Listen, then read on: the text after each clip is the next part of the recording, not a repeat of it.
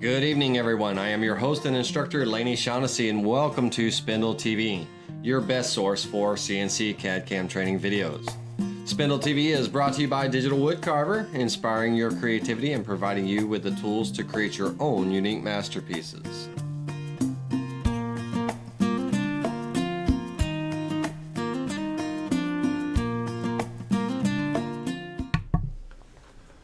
Hello, hello, hello. How is everybody doing this evening? Hopefully you're doing well. All right. Let's see if everybody gets in here.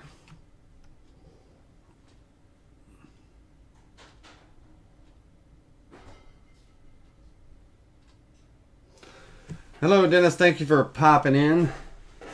I appreciate that. Go eat your dinner.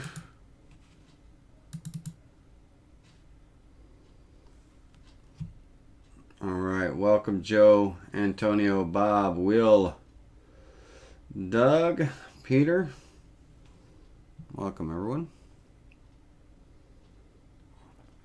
So we're going to talk fourth axis tonight. We're going to talk about the setup. We're going to talk about the new a new little program I got for you guys and helping with your setup and stuff that I'm going to transfer over to you. And that's what I'm in the process of. Hey, Kevin, how you doing? Hey, Ronald, hello. I'm in the process of opening that up while we're talking and chatting back and forth. If any of you that are with me in class tonight, if any of you have emailed me over the weekend, I will be answering those emails this evening and throughout the day tomorrow. Did not get back this morning until late this morning and had to run over to Orlando and then back, so I did not have much time in the office today. So I'll be answering those emails this evening and in the morning. So be patient with me, and we'll get those email I got the hiccups. We'll get those email responses out as quickly as we can. Let me check with my assistant, Mary Beth. Do we have any Dr. Pepper or sweet tea? Gotta have something to drink. Alright, so this program's almost loaded up. You guys talk amongst yourselves. Talk with me if you got any questions. Now would be a prime time to ask some of them.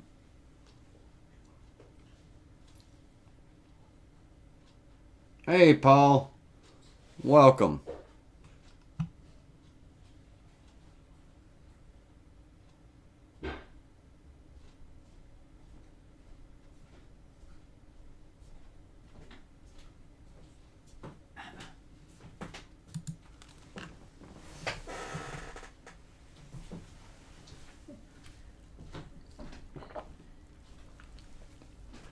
No Dr. Pepper this evening. We got to deal with sweet tea. So we'll see if we can. Let's see what I've got here under my recent projects.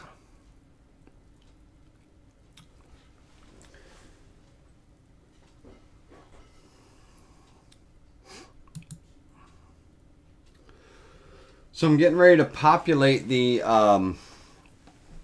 training calendar with some classes, and so I've been pulling like tonight's class, fourth axis. I saw a fourth axis, a couple of fourth axis requests and stuff, but I've looked at there's 41 comments on there and recommendations and stuff, and so I'm going to be making the calendar up so you guys and girls will know in advance what classes are coming up, what classes you want to take or schedule around and all that stuff. We'll have that up and posted on the Digital Woodcarver website. Get it up to date. I've been slacking in that department.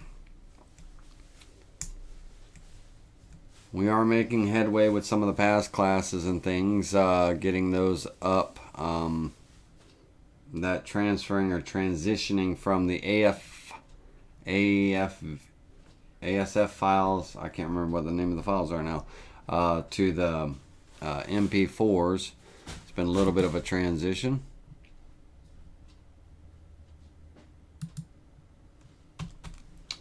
All right.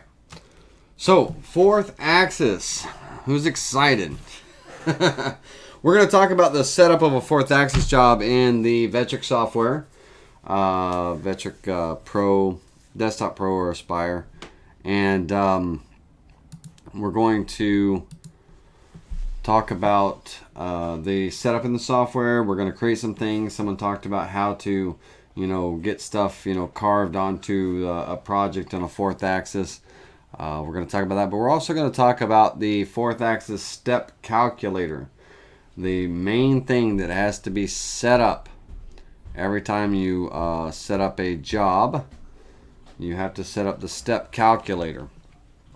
Before it was in an Excel spreadsheet, and now it's going to be in its own individual little program, and so that should be exciting in itself. Stand by. Let me see what I've got going on here, and we'll move over to the screen. Michael, welcome, Michael. Michael, you're a new customer, aren't you? Michael's a new customer, I believe. Michael Bier. And let me know if I pronounce your name correctly.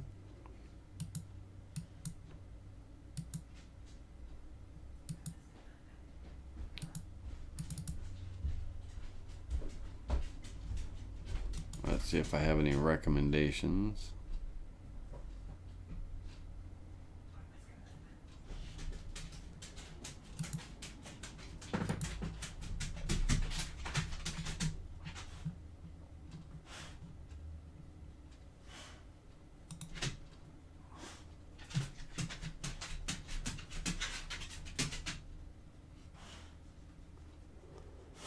Let's see here. Fourth axis step calculator. All right. Sorry guys, I'm trying to get all the files and everything open. We're just gonna you guys welcome to greet yourselves. Can you check the settings also for the Z-axis? What do you mean, Bob? Check the settings for the Z-axis. Let me know what you mean. Can you check the settings for the Z-axis?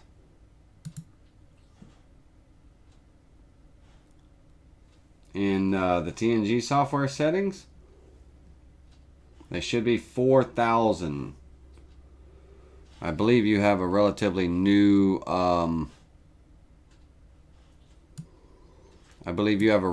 newer unit, Bob. Your Z-axis settings should be 4,000. For the older units, 2016 back, the steps per unit are, I think, 3,200.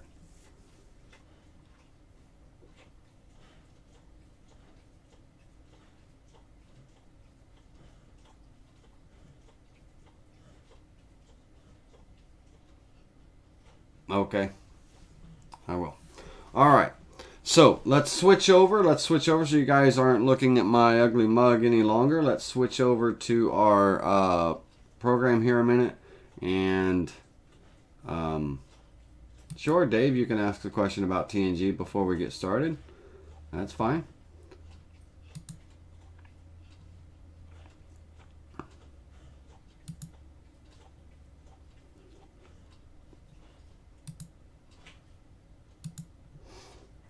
All right.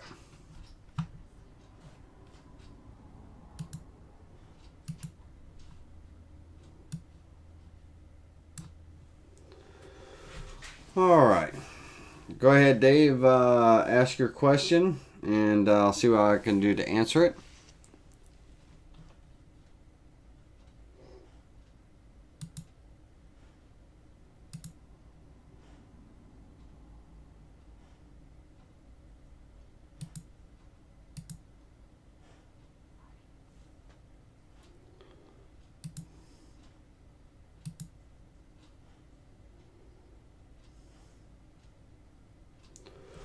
Where should I zero out the machine tab or work tab? You should zero out the machine. Your work tab is your work tab. That's what you're running in. That's where you're zeroing out. But you should always zero out the machine My recommendation is in the machine tab, zero out X, Y, Z, and A. That clears off any of the memory and everything from a previous job. Clear that out in the machine tab, and then go over and set your X, Y, and Z zeros in the work tab. That's where you're setting your zeros and stuff in the work tab, you know, before you run a job. But I recommend clearing out the machine tab. Zero all of those out, X, Y, Z, and A if you have it. Okay. Alright guys and girls, what you're looking at is a small little Windows app that you see me moving around on the screen here. This little window app, let's make it a little smaller, I've just got it in the middle of the screen here. This is going to take the place, this is going to replace the spreadsheet, the Excel spreadsheet. And eventually it's going to be all part of the Digital Woodcarver companion software application that I'm developing. So in that software application, we're going to have this 4th axis step calculator. We're going to have a rounding toolpath generator. We're going to have internal and external thread generator and some other things. Our surfacing program that I put out there, the project pricing calculator. All of those things are going to be bundled into this companion program that I'm developing, and this is another little installment of it that I'm going to be releasing as a pre-release as just a single item, just like that calculator and stuff like that in the surfacing generator. But this is going to be the 4th axis step calculator, and with this what you do is basically very simply you put in the diameter of your stock, and then you choose which unit you have. If you have a mini carver, if you have a pre-2016 Digital Woodcarver 2440, if you have a newer model, you know, after 2016 2440, if you have the 48 by 48 unit or the 48 by 96, which is our DWC 5100, I'll get the names corrected in the program and all, but you're going to set your you're going to set your diameter, you're going to choose your machine, and you're going to hit calculate. Okay, that's going to create a step per unit for you. That step per unit, you will copy it. Okay, click copy, copy it to your clipboard. If you are using the CNC USB controller, let's open up the CNC USB controller and see where it's going to paste. You're going to get a black screen for a moment while I do that.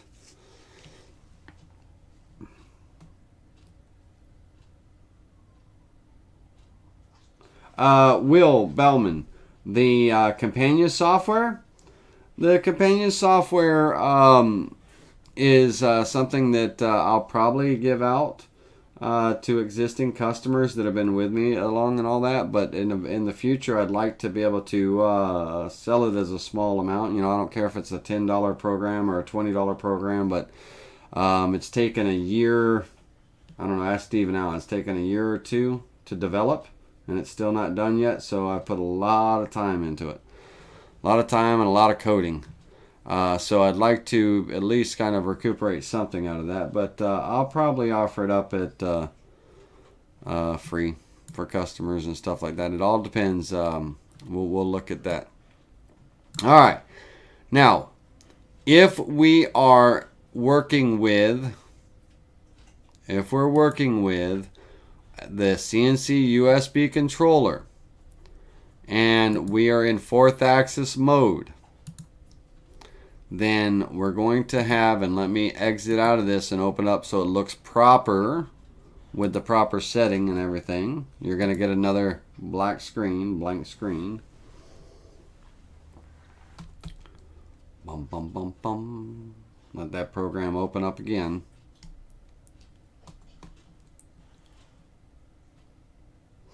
You should have a gray slate background when you're in 4th axis mode versus the wood grain background when you're in mill mode. So you should have a gray slate background.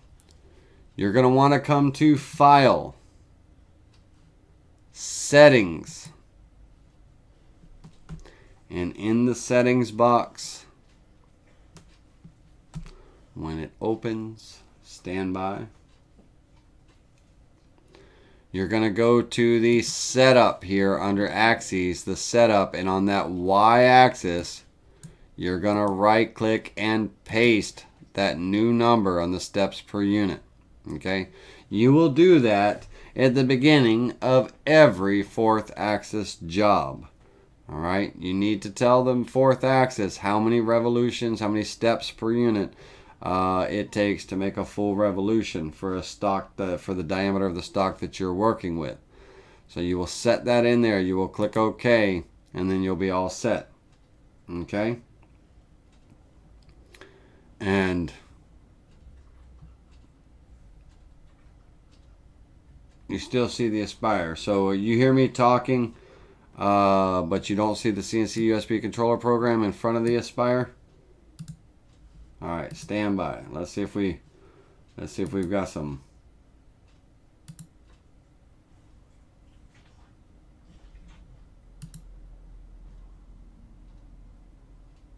Stand by.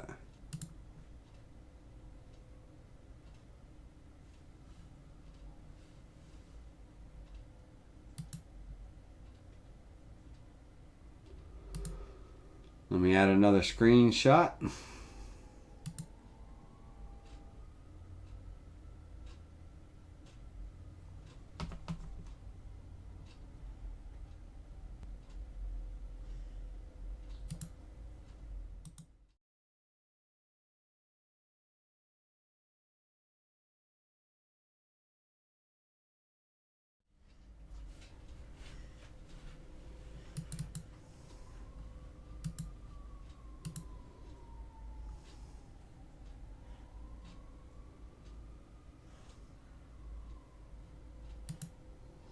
Well. Let's see if we can get it to transition out of the Aspire. Let's minimize that.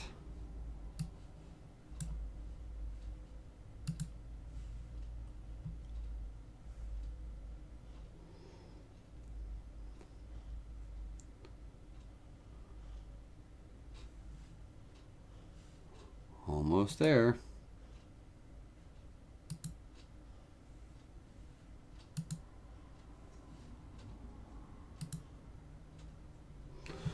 Alright, we'll let you guys look at my ugly mug for a second while this updates.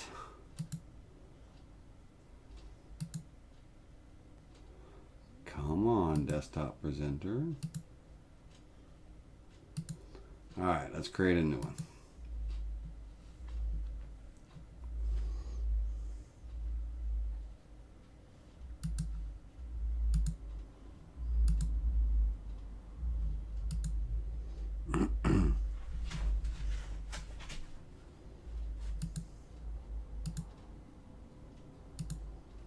There we go. Alright, let me set up my audio on this. That's going to be local desktop presenter 5.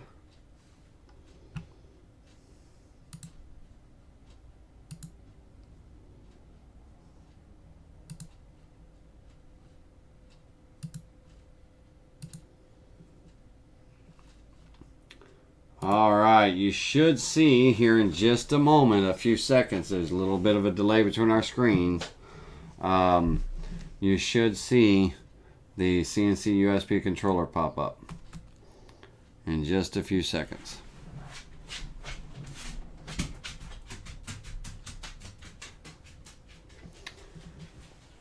Alright.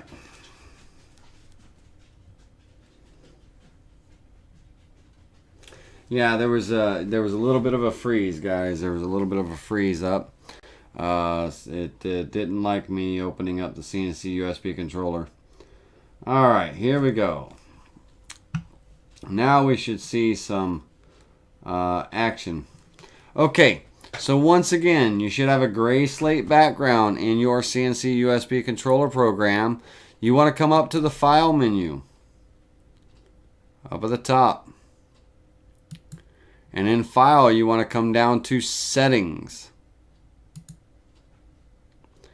In the Settings box, you want to click on over here in the left hand menu. You want to be in the setup menu under axes, the setup.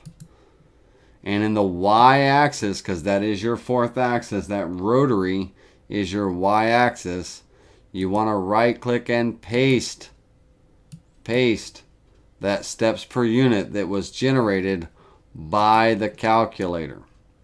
Okay? You want to create that steps per unit that was by the calculator. You will do this at the beginning of every fourth axis job setup, whether you're using the spreadsheet, Excel spreadsheet, or you're going to be using the new fourth axis calculator that I am putting on Facebook tonight. It will be ready for download from the Facebook page tonight. Now, one little trick on that when I post this file in the Facebook class, in the Facebook file section, it will not let me upload a .exe file in Facebook. So the file that you will be downloading will be a .eee, 3 E's. What you're going to do is you're going to download that file. Okay? You're going to download that file. Is it still not dropping the menus, Bob? No setup box, no nothing. Lord have mercy. No settings box is showing. Alright. Let's see here if we can get a settings box to show.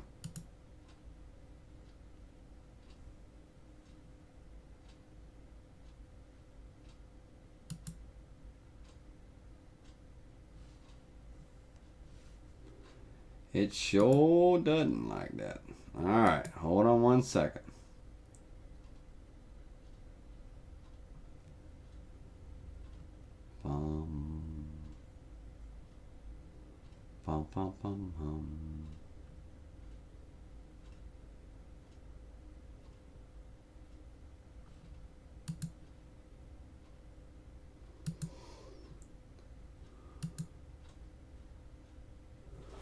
Alright, Stan.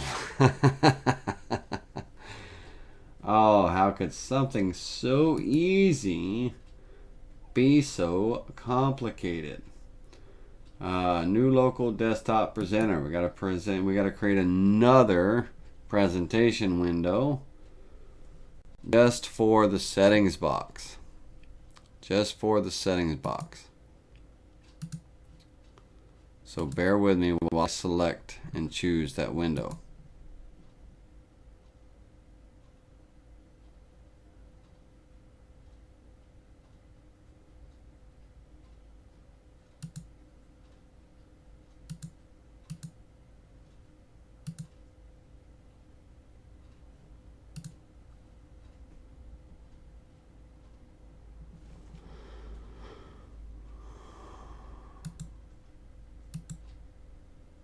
Well, shoot. It's not liking that setup window at all. Stand by.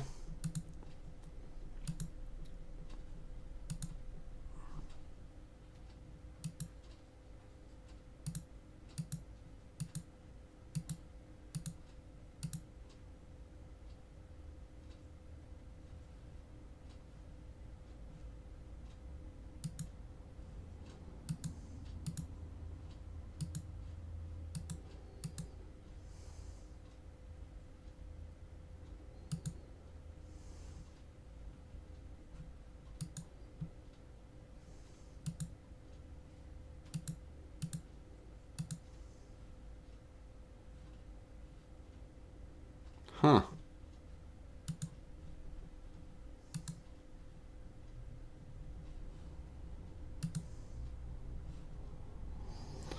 All right.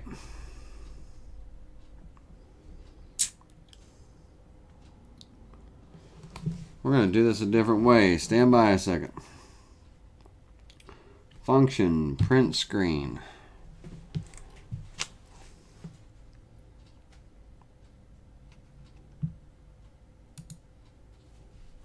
We'll get this to work.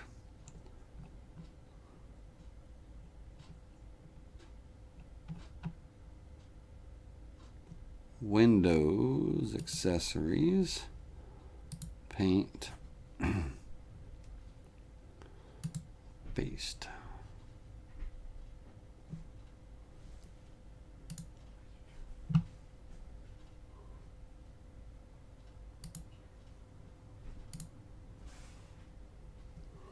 All right, we're going to go back to the, you're going to get a black.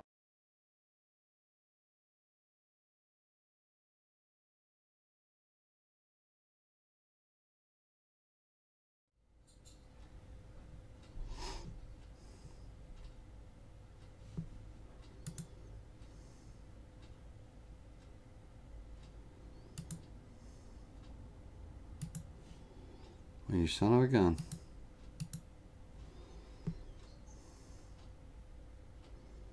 Y'all know I didn't want to say that. Let's see here. Add a new desktop presenter. All I want to do is show my screen.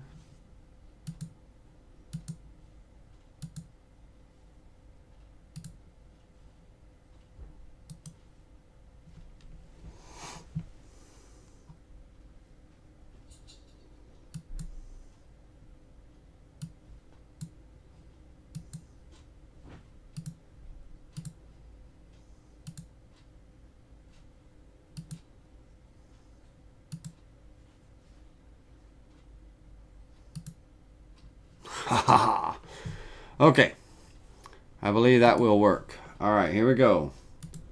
My goodness, we want number 7.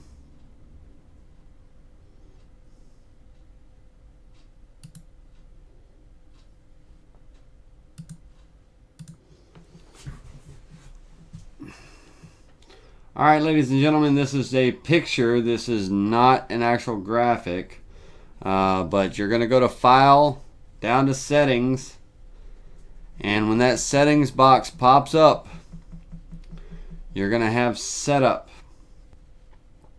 You're going to have Setup, the menu option Setup.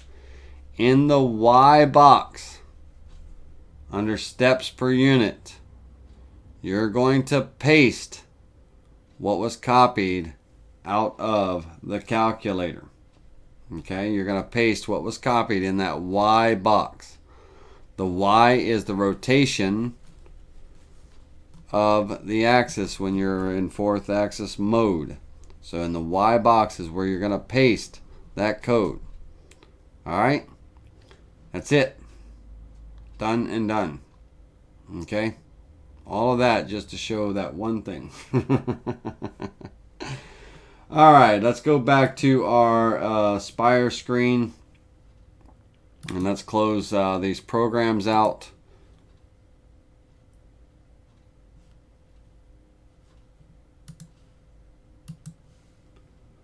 Let's delete these shots that I've created.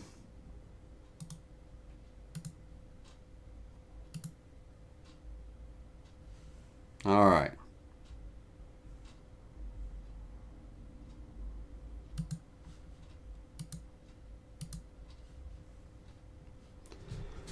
Now you shouldn't see any cursors or anything like that. It looks to be as if the presenter is frozen up a little bit.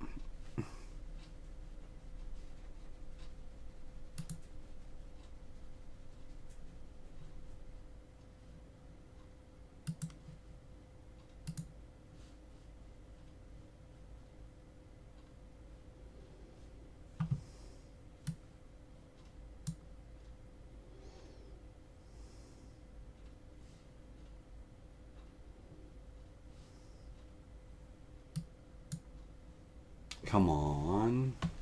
Work with me, work with me.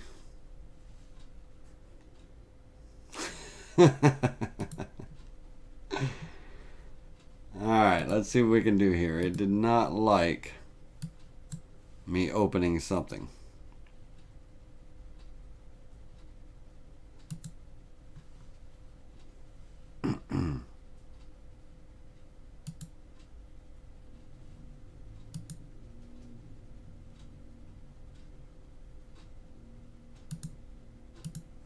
I'll get back to your questions in just a moment. We are currently experiencing technical difficulties.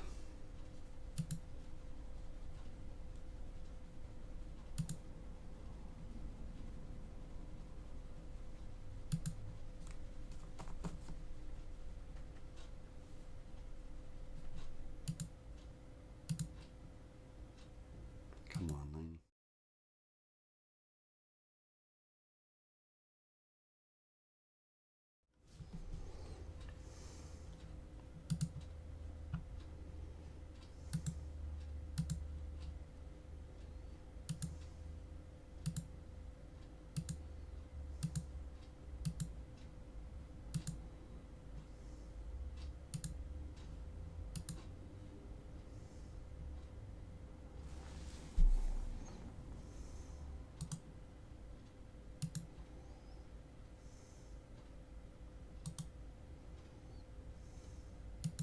Stand by, ladies and gentlemen. You have not lost audio. I'm just kind of running through a couple of things.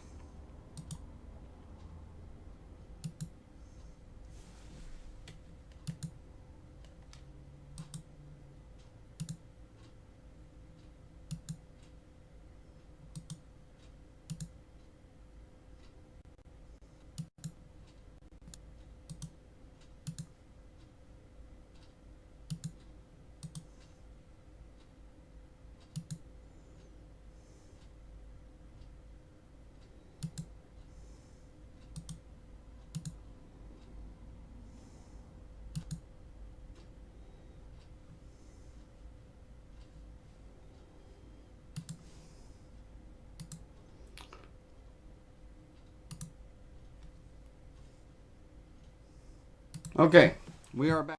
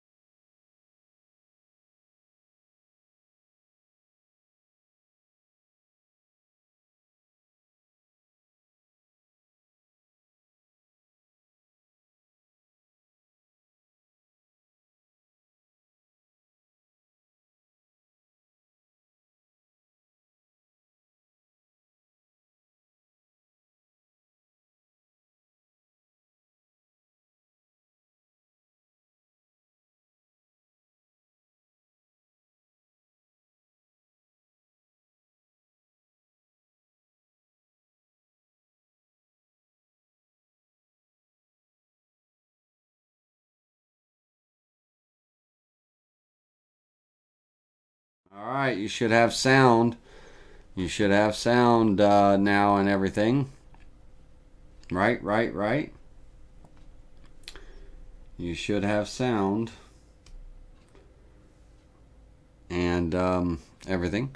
Under File Settings, the Settings box will open up here, which you see on the screen.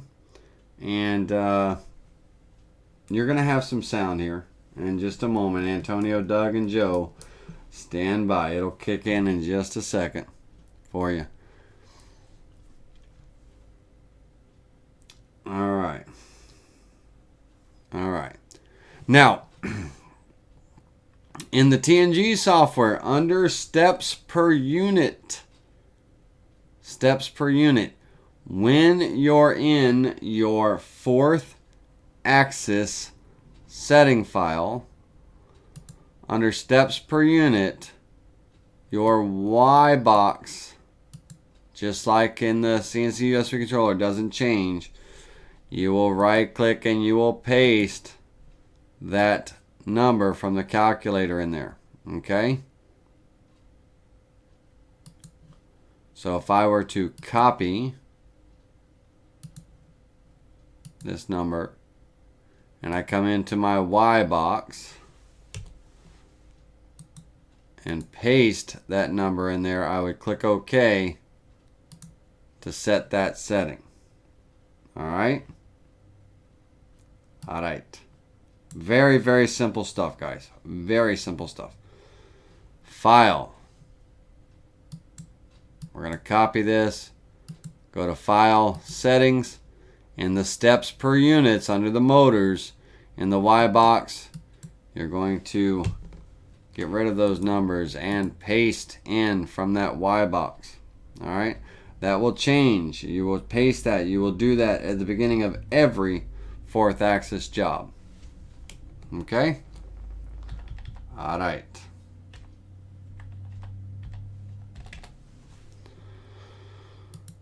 And if you do have the hunter green background for your digital wood carver setting for when you're milling, your 4th axis setting should have a completely different color. Set it up with a different color so you know you're in 4th axis mode. You can even take it a step further and go to File, Settings, and under the general settings up here in the description, you can type in digital wood carver 4th axis. Okay? For that setting file, come into your colors. Make it a completely different color, whatever color you want it to be, and click OK. Not only will the background color change, but if you look in the top right, it'll say digital wood carver 4th axis in the very top right for you. Okay? Is the file available to make it work with TNG yet? The 4th axis file, the 4th axis setting file? I believe so.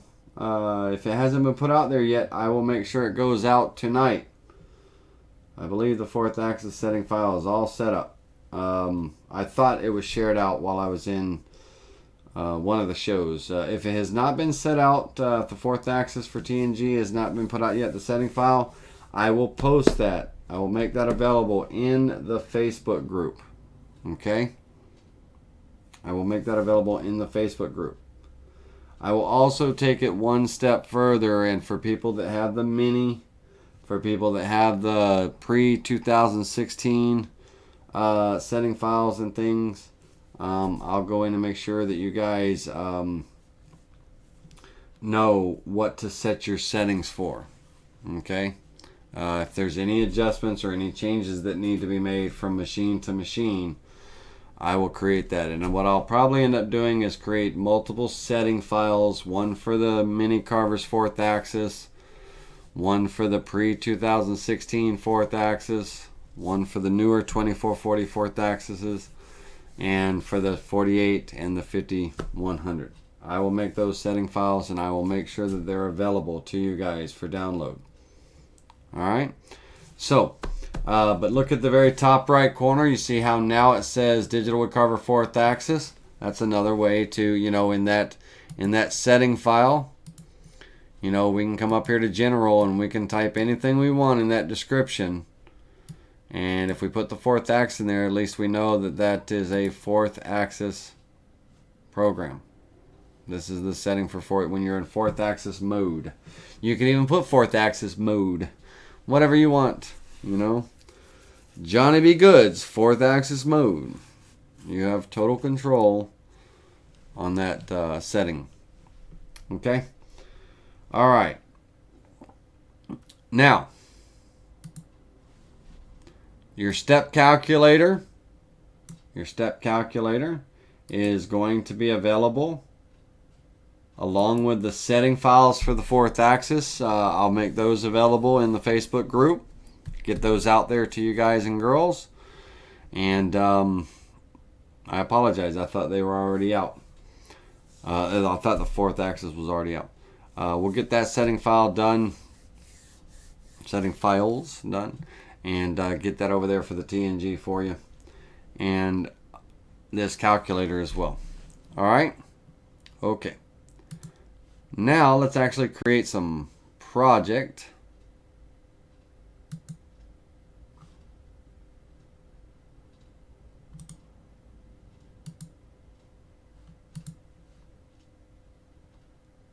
Hey Wayne, you're gonna have to watch the first 15 minutes or so, Wayne, for what you missed as far as the 4th axis settings and stuff. If you have a 4th axis machine, it's a little bit too much to recap on. Harry, how do you change background settings in the USB? In the USB CNC controller. In the USB CNC controller, Harry, let me know if you're talking about the USB CNC controller, because that's one of the things that you really don't have a lot of control over. I'll show you where the settings are in the CNC USB controller, which means we're gonna have to do a screenshot because it's not gonna let me show you the settings box on in this video. But what I'll do is, I'll do this. I'll make a small, Hark at Home, Harry, hopefully you're inside our Facebook group. I'll make a small little live video feed, a little live, very short video feed showing that in the Facebook group. It'll be a little live stream, little Facebook Live, and I'll show that. I don't want to go through it here because it's just going to take too long and it won't work anyway. And I'll show you where that setting is. But you want a wood grain background for your mill setting and a gray slate background for your CNC USB controller. But if you want to change it, there's a way. Alright, I'll make a little live video on that. Alright guys and girls, let's get into this so we don't waste any more time. We're going to go ahead and we're going to create a new file. Now I am working in Aspire. You know, this applies to VCarve Pro. It also would apply to the Mini Carver if you have the Mini Carver with the 4th axis and all. Hopefully if you have the Mini Carver and the 4th axis, you've at least upgraded to the Pro software, because desktop really is not compatible with the 4th axis on the Mini Carver because it doesn't have access to the gadget library, such as the wrapping gadget, which is one thing that you need. So I'm not even going to mention desktop anymore. Hopefully you have Pro or Aspire with your 4th axis. Alright, those are the 2 programs that are compatible with the 4th axis. Everything that I'm doing in here will apply. Alright, this is going to be a single-sided setup. When we're working on the 4th axis, it is a single-sided setup, okay? And so there are 2 ways to set up a job for the 4th axis, okay? One would be the main way. We'll call this the main way. We want to go to Gadgets, Wrapping, Wrap Job Setup, okay? Wrap Job Setup. There's an existing file open. We want to do that in the beginning, so I close that file. Okay, Gadgets, Wrapping, Wrap Job Setup. Let that gadget open up. Alright, so in the Wrap Job Setup, you're going to put in the length of your cylinder. Okay? The length of your cylinder, whatever it may be. Now, the 2440 units have a 37-inch capacity. The Mini Carvers have 4th axis have an 18-inch capacity, so keep that in mind. So let's go with a 24-inch long cylinder, and the diameter, the capacity of the 2440, the Mini Carver, or the 2440, I'm sorry, has an 8-inch diameter, 8-inch diameter capacity, and the Mini Carver is about 4-inch diameter. All right. So let's say that we were working with a 4-inch diameter, and one way to find out, you know, because most likely, and I'll show you this when we get into the next screen, you know, what your diameter is and everything, because most likely you're going to be starting off with a square blank. and I'll show you how to determine what the diameter is for that square blank. But we're going to be working in inches. The cylinder orientation along. Okay, how are we going to orientate the cylinder? We are going to wrap the Y values around the X axis. Our Y values is the rotation of that fourth axis, and so we're wrapping those around the X. Okay, that back and forth, that along the length of the table. That is your default setting when you're setting up your job. We are going to be working from the bottom left corner of our workpiece. And we are going to be zeroing out from the center of our cylinder, which would represent the bottom of the material when we're in a flat plane, when we're drawing it in the software. So all the default settings, inches, X-axis wrapping the Y values, bottom left corner, and cylinder axis. We're going to do a simple cylindrical wrap. And we're going to click OK. This will set up our work area. Alright. It puts our X and Y 0 at the bottom left corner. This is our 4 or 5 inch diameter cylinder unwrapped in a flat plane. You with me? Oh, Kim. Yes. Thank you, Kim, for reminding me. Let's take a quick pause for the cause for 1 second. When you download that .eee file, okay, when you download that .eee file, you're going to rename it. So let me go into one of my EEE files.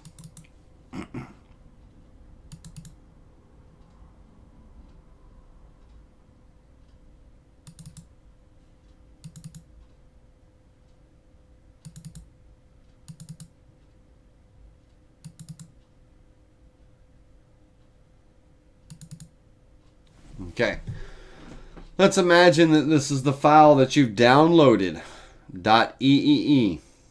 Okay, you've saved it to your desktop, your downloads, your documents, wherever you saved it. You're going to right click on that file and you're going to rename it, and you're going to change that .eee to a .exe. Alright? It's going to say, if you change the file name extension, the file might become unusable. Are you sure you want to change it? Yes, you are. Click yes. Alright? Click yes. When you click yes, that will turn it into an application. Now you can install the program. Alright? That's the workaround. Okie dokie. Okie dokie.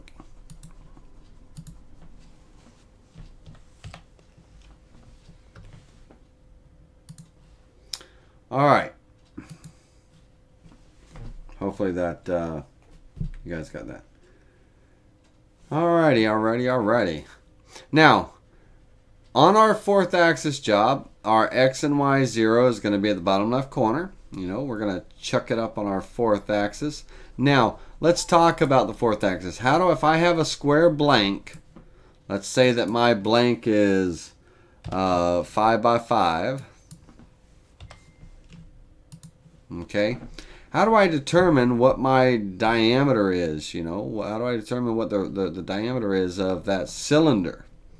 Well, let's draw a circle. Let's snap to the center of our rectangle here and draw. Let's snap to the edges there. Alright. So, if we look at this, we can pull out a 5-inch diameter circle out of that 5 by 5 blank. Okay.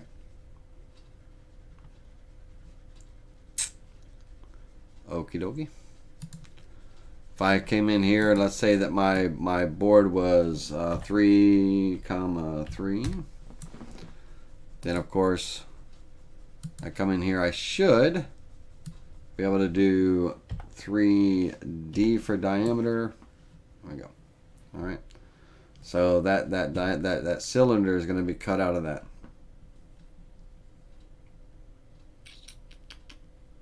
All right.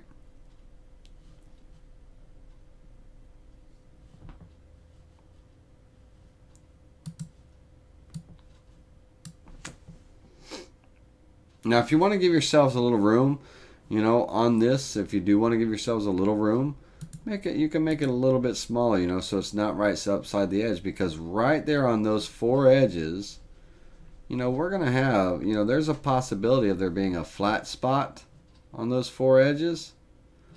And, you know, so if worse comes to worse, you know, back it off a little bit. Give yourself a little bit of a skin. So if I offset that inward, oh geez, just even, you know, 20 thousandths of an inch or something, you know, to just give myself a little bit of meat to have to be milled away, then the diameter of that circle,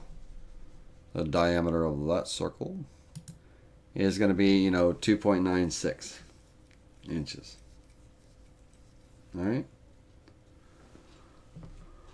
So almost 2 15/16. 2.96.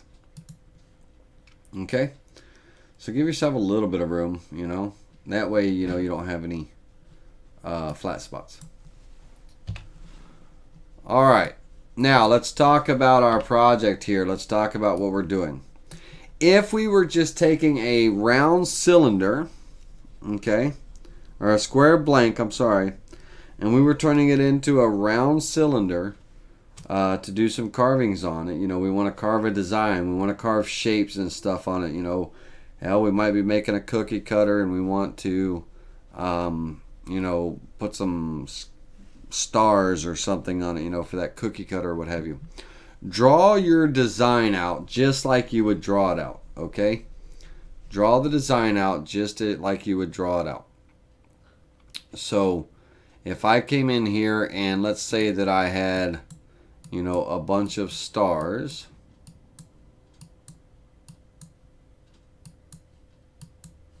on my design, well, when I create that toolpath, we're going to do a V-carve toolpath on these guys. And let's do 1/8 of an inch flat depth, so they're not so deep. And calculate them just like I'm working on a flat board. Nothing changes. Preview the toolpath.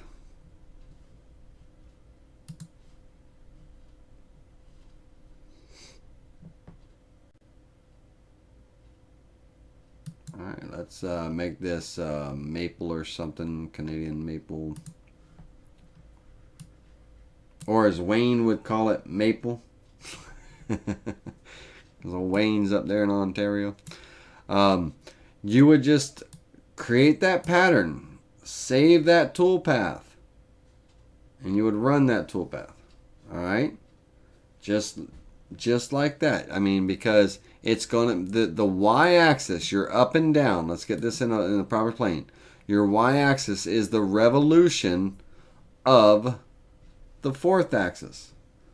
So anything along the y-axis, you know, is going to be carved in a wrap. So if we were to preview this in a wrap view, let this wrap up.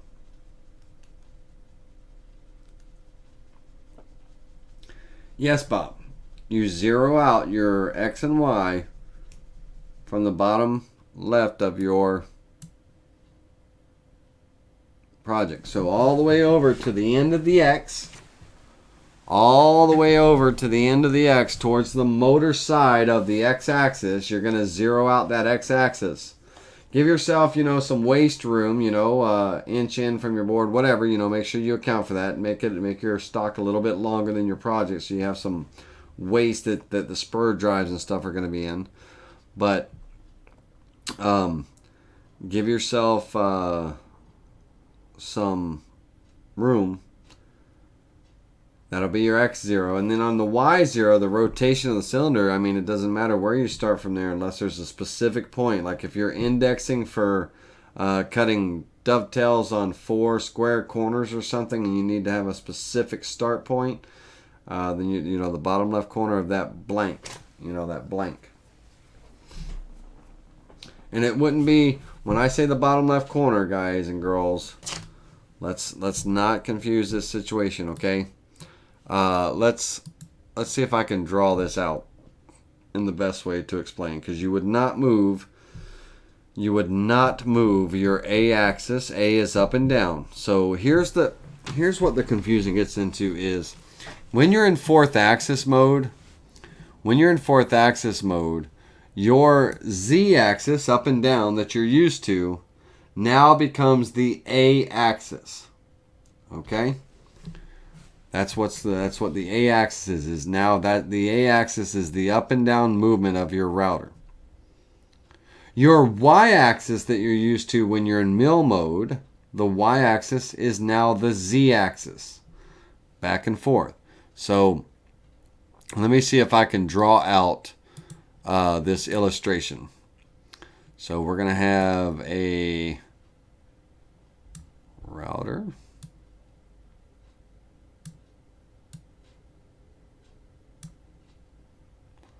We're going to have a blank that we're cutting. We're going to have some kind of mounting rods, what have you.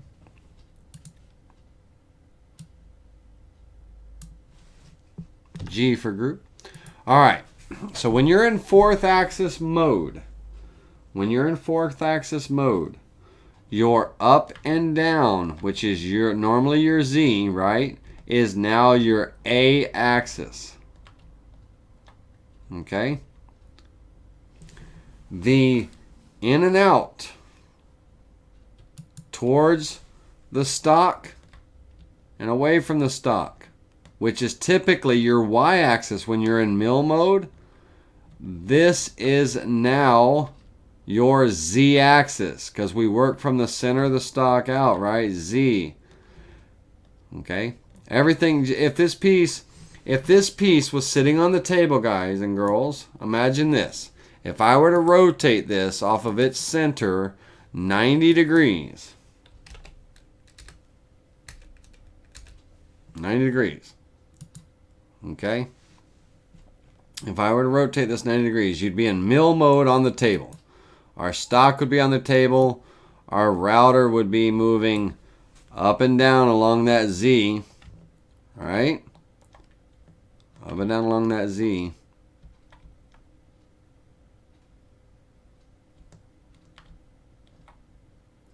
Our Y-axis and our X-axis and everything would be what it is. But when I rotate this 90 degrees,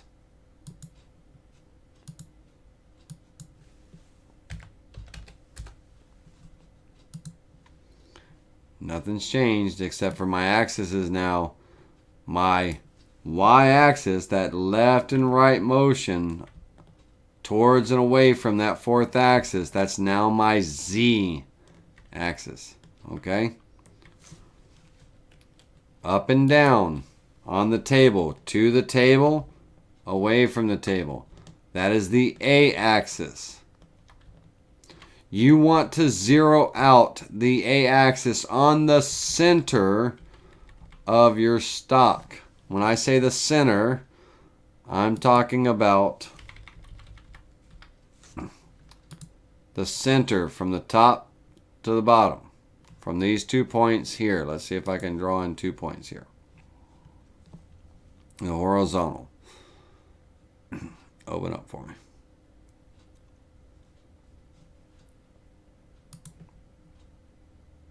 That's a vertical. The vertical. Did I say horizontal? I didn't mean horizontal. Okay? Those 2 points. We want to be in the center. We want to center our bit out on the center. We want to zero out that A-axis.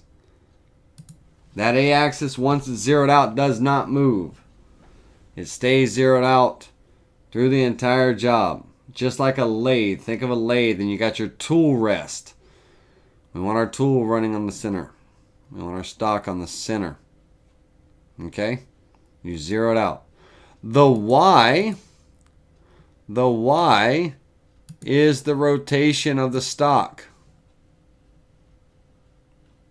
The Y-axis is now the rotation of the stock.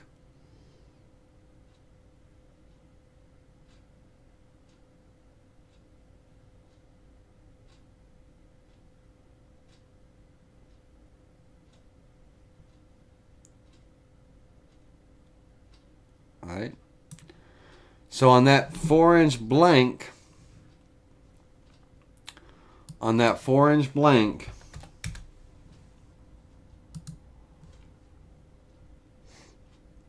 get that squared back up there, or whatever it may be. You want the x-axis. So let me draw this. Let's look at it from the side view now. This 19-inch long cylinder. Okay. We want the router bit. Let's pretend that this is the router bit.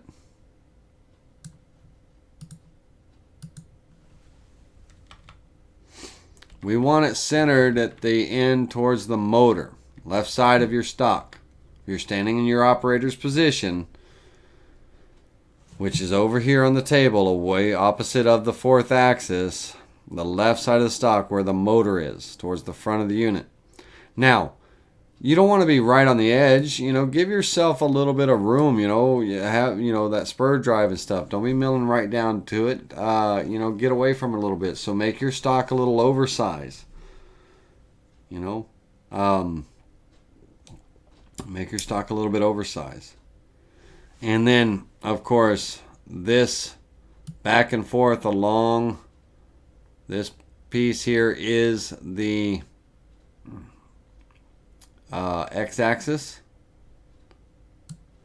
So as far as zeroing out the x and y, I don't care what side I'm going to start on my blank, but if I was,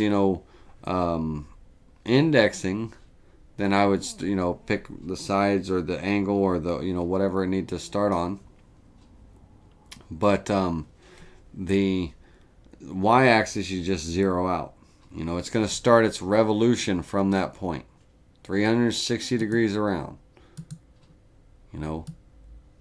One full revolution.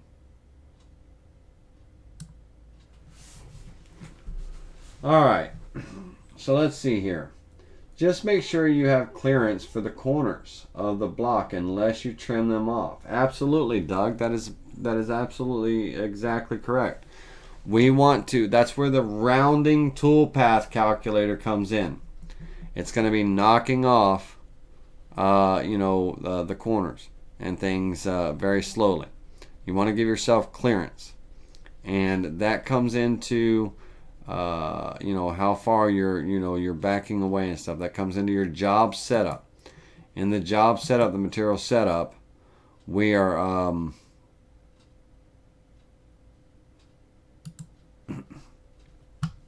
we're working off the bottom of our material. So our Z height, that job setup, our Z height, when I click OK, our normal default Z gap. When I click OK and we look here, you see this, instead of 0.8, it shows 2.8 because the stock diameter is 2 inches, or the radius, is 2 inches. The radius is 2 inches. So it's adding that 2 inches into that Z start position. So that router is going to back up. That router is going to, from my center, because remember we're zeroed out on the center, we're kind of back here. So now we're already 2 inches. So basically from the face of that board back 0.8 of an inch is where it's going to start up at. You can give yourself a little bit more room, come in here to the setup, material setup, and make that another inch. Okay? Give yourself, a good some distance. Now, When it comes to rounding off the square stock, we need to either one, use the rounding toolpath generator in the wrapping of the gadgets, create a rounding toolpath. Alright, you tell it the size of your blank. If it's round stock, tell it the size of your round blank. If it's square stock, tell it the size of your square blank. Tell it the machining method you want to do. So there's a radial method where it just revolves around the cylinder. There's the raster method where it's traveling back and forth along the x-axis of that cylinder. And then there's the optimized raster where it's traveling around along the length of that cylinder, but first it's going to machine off the corners first. And this is only available for square blank. So it's going to go through and it's going to do all four corners and machine them off. Then it's going to start the rounding procedure. So whichever one of the three that you want to use. You're going to select the tool that you want to use with this. For my rounding, I use either my bowl bit, my large diameter bowl bit, or half-inch diameter ball nose. I've been known to use a V-bit with a flat tip on it. Just that large diameter bit. Now the length of the cylinder, it's going to throw those numbers in there for us, that 24 by 4, and it's going to show that we're wrapping our Y values along the x-axis. You just want to, double check all these cylinder dimensions and then click OK. Now, in the rounding toolpath, if we look at our 3D view here, let's go into kind of a X view of this. You're going to see the toolpath. It's taking off the corners first, those peaks, before it gets into the rastering of back and forth, for the cylinder. So if I were to wrap this,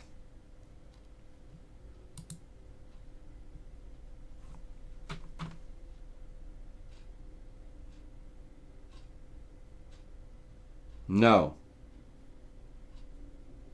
This example is not assuming that I've rounded the blank already, Harry.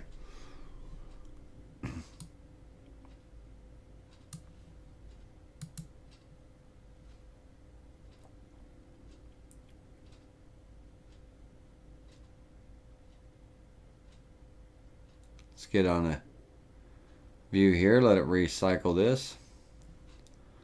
All right. Let's turn this along the Y. It's got to regenerate it every time it does.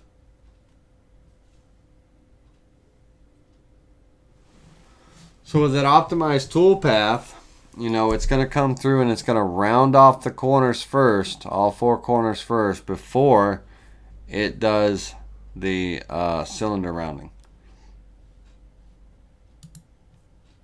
Okay.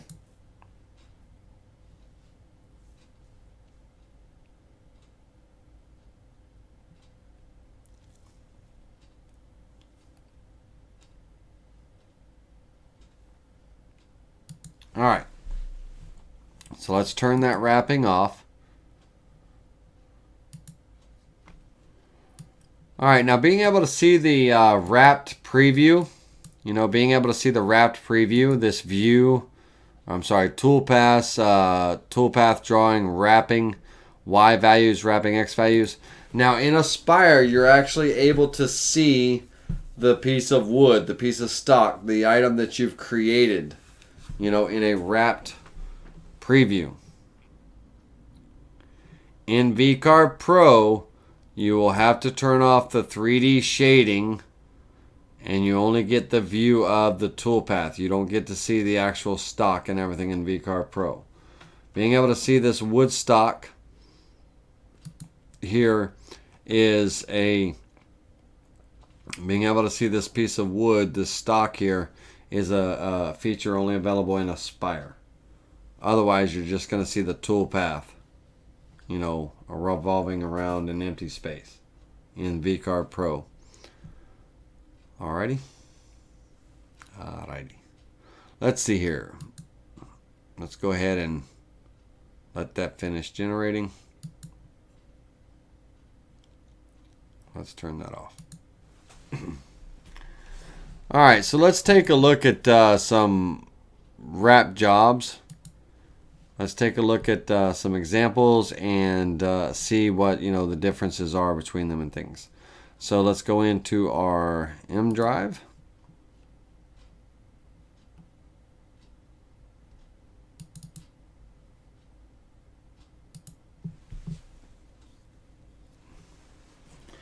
Alright, let's see here. Just make sure you have clearance for the corners. Bob, you need to clean up the square material first. When you start, do you need to start machining from the corners? Well, you're zeroed out on the center of the board. It's going to machine the corners first if you use that optimized toolpath. Now, if you use the rounding toolpath generator in the Excel spreadsheet that that's out there for the fourth axis for the customers, then it's going to just come in and take small steps. I think it does it in 4 passes. It's going to just mill the whole thing down to the finished round blank. It's not going to take the corners off first. It's just going to, that spindle's going to spin as that router bit is traveling down the length, and it's going to step in. It's going to come back the other direction, so on and so forth. It will not optimize and take the corners off. The toolpath and the time, major time difference between using the rounding toolpath generator that I created in the spreadsheet for you guys versus the toolpath machining time that the Vectric creates for you. Now, this is an example. If we look at the 3D view here, okay, if we look at our 3D view here, this is an example of a 2-rail sweep. So let's go ahead and look at this in a full wrap mode.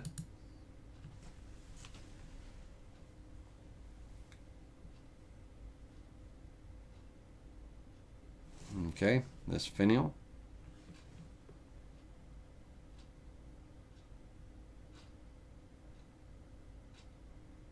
All right. Notice we've got some dowels on the top of the finial and at the bottom. That's leaving some room away from the waste material, waste from the finished piece, and those little nubs will get cut off, except for the bottom one that actually plugs into a dado hole or a mortise, let's call it, for that peg to go down in. But this is a finial. It's a 2-rail sweep. What that means, what is a 2-rail sweep? Well, a 2-rail sweep is simply this. Let's turn that wrapping off. 2-rail sweep is this. We have 2 lines, whether they're horizontal, they're vertical, they're in an arch shape, whatever the case may be. And we have a profile. That profile, that single line profile, is getting swept between those 2 lines. Those are called your drive rails. So when we're in a 2-rail sweep mode, if we selected, let me turn this model off real quick so we can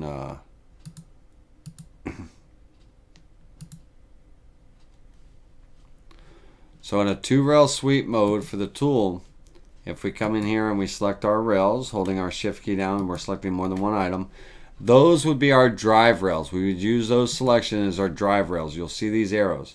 Now, very important, your starting point, these green nodes, need to be facing the same direction. If you have a start point down here and a start point up here, and those arrows are going opposite direction, then you're going to end up with a twisted piece. So you want those facing in the same direction. Now, once we've assigned those as the drive rails, then we would click on our profile and we would sweep between the spans. Typically, we only scale the cross section to width if our cross section is not parallel and it's widening or loosening or expanding or shrinking inward or outward.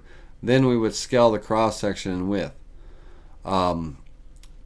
we could set an exact height, but basically we've drawn our shape out to the exact height and size.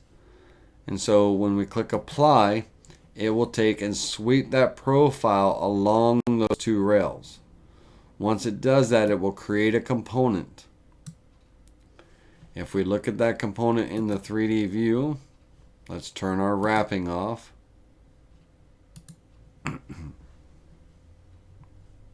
You will see that component, that profile that's swept.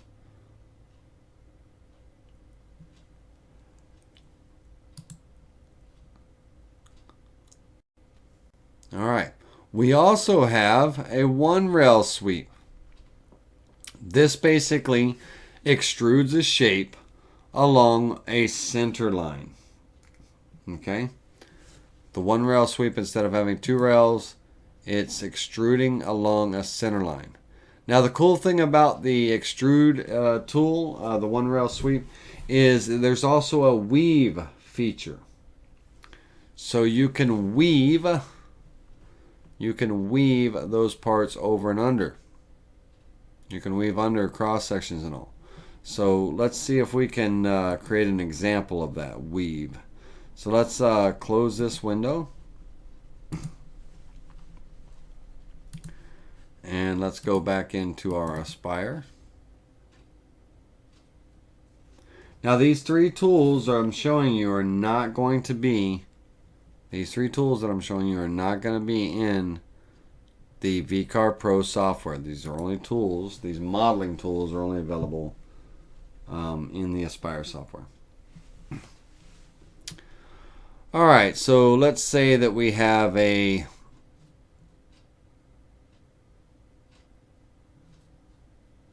by 12 by 3/4 inch project here. It's fine.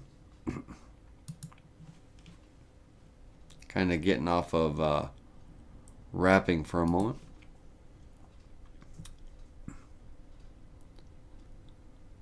So with that weave tool, let's go ahead and draw out some vectors. So let me get into my drawing tools here.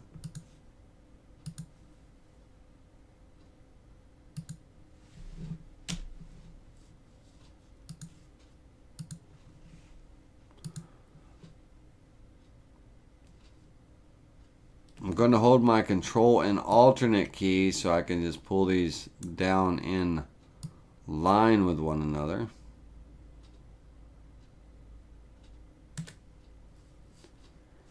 And I'm going to take and select all three of these, and I'm going to right click, or not right click, I'll just come up here to copy. I'm going to open up my rotate tool, and on its center I'm going to rotate that 90 degrees, that original one, 90 degrees. And then I'm going to come in here and hit paste to paste those originals back in. Alright, let's get this centered up on the board. Let's go into our alignment tool and center to our material. And now let's create a profile. So I'm going to come in and create a very simple profile. And I want this to be 1 inch wide and 1/4 inch tall.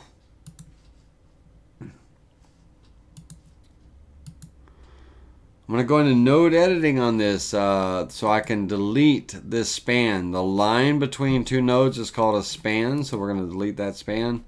And on this span here, we're going to right click and we're going to convert it to an arc and pull that down a little bit.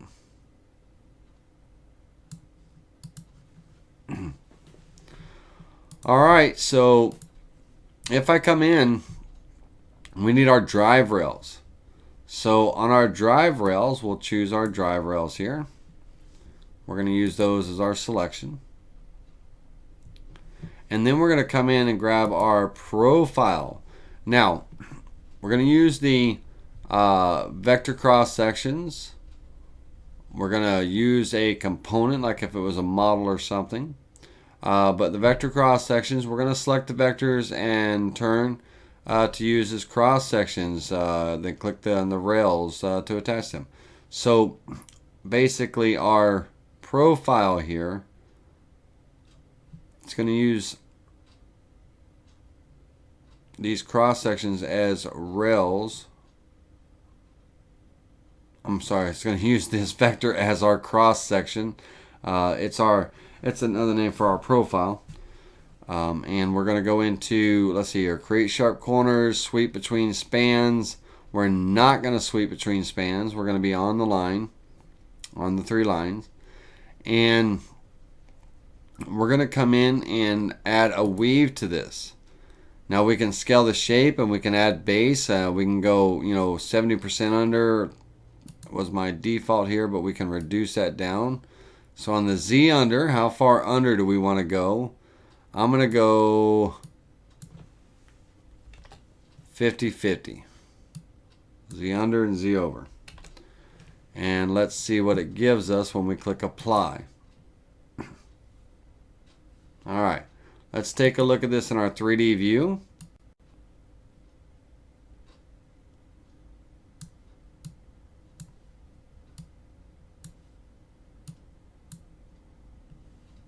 Alright, so we have that weave pattern. Now, if we wanted to adjust our, patterns in any way, I mean, if we were to reset this, and let's go, for the Z under, let's go 30%, and for the Z over, let's go 115%. Click apply. We're going to get more, so under 30% of our material, that's how far it's going under. And then on the over, it's going a full 115% to create that weave pattern.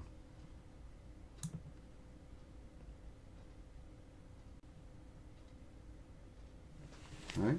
So if you've never experimented with weaving or creating a weaved 3D model or component, give it a try. All right. So now, that had nothing to do with wrapping, but since we were talking about the tools, 3D model tools, I just wanted to show that tool off. All right, so let's go ahead and hit close on that. Let's get back to where we were here. Let's talk about our 4th axis.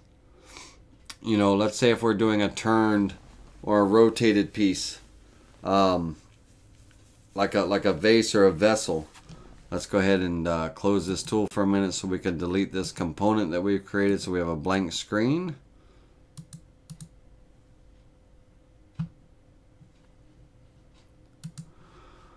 Alright, so on the turn or rotate vessel, it's going to start from the, it's going to go from the start point of that piece to the end point. It's just going to rotate it, revolve that model around. Okay? It's just going to revolve that design around. And what I mean by that is just, let's get rid of this.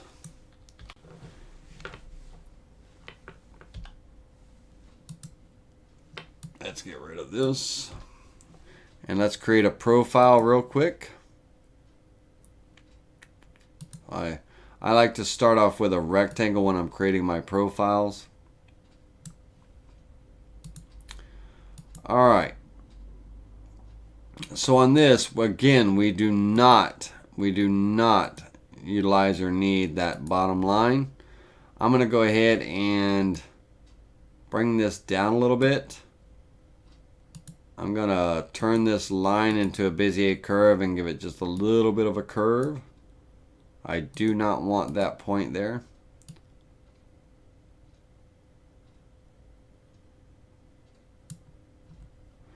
And I want to add some fillets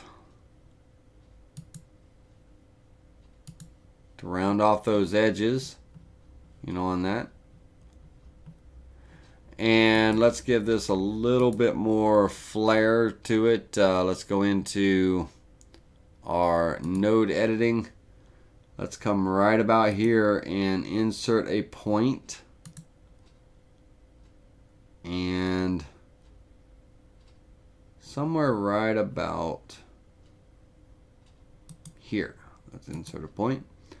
And on this, let's go ahead and turn that into an arc and pull that in a little bit.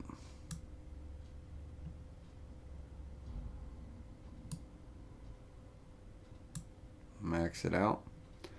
And again, I'm going to use my fillet tool and just kind of knock off those sharp edges.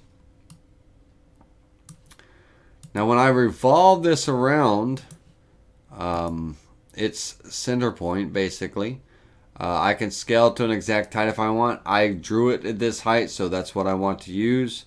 I'm going to go ahead and click apply. And it's going to revolve that model around. So let's look at this in the 3D view. Okay. So it's revolving that model around to 180 degrees. All right, 180 degrees. Now, because it's assuming that we are working on the flat table, but we're working on fourth axis, so we would actually create a two-part, a two-sided job. This would be a two-sided job, and we would have the top and the bottom, and we'd have both of those components to create that full cylinder, whatever it may be. All right, this is assumption that we are working on the flat table and not on a fourth axis, so it's creating half the part, to 180 degrees. And so we would create that second part, basically mirror this to create that second part for a full round vessel. Now let's see here. Let's go ahead and show this.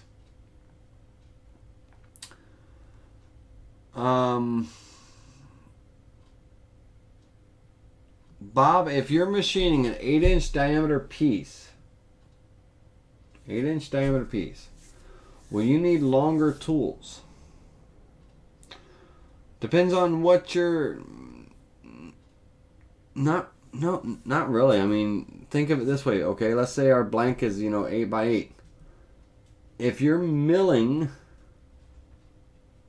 the outside edge of that, rounding off the corners and all, you're not taking more than, an inch or so off of that, But if you're trying to cut down on the front end of that blank and the back end of that blank, all the way, let's say you're trying to leave yourself a little half-inch, nub or something that you're going to cut off.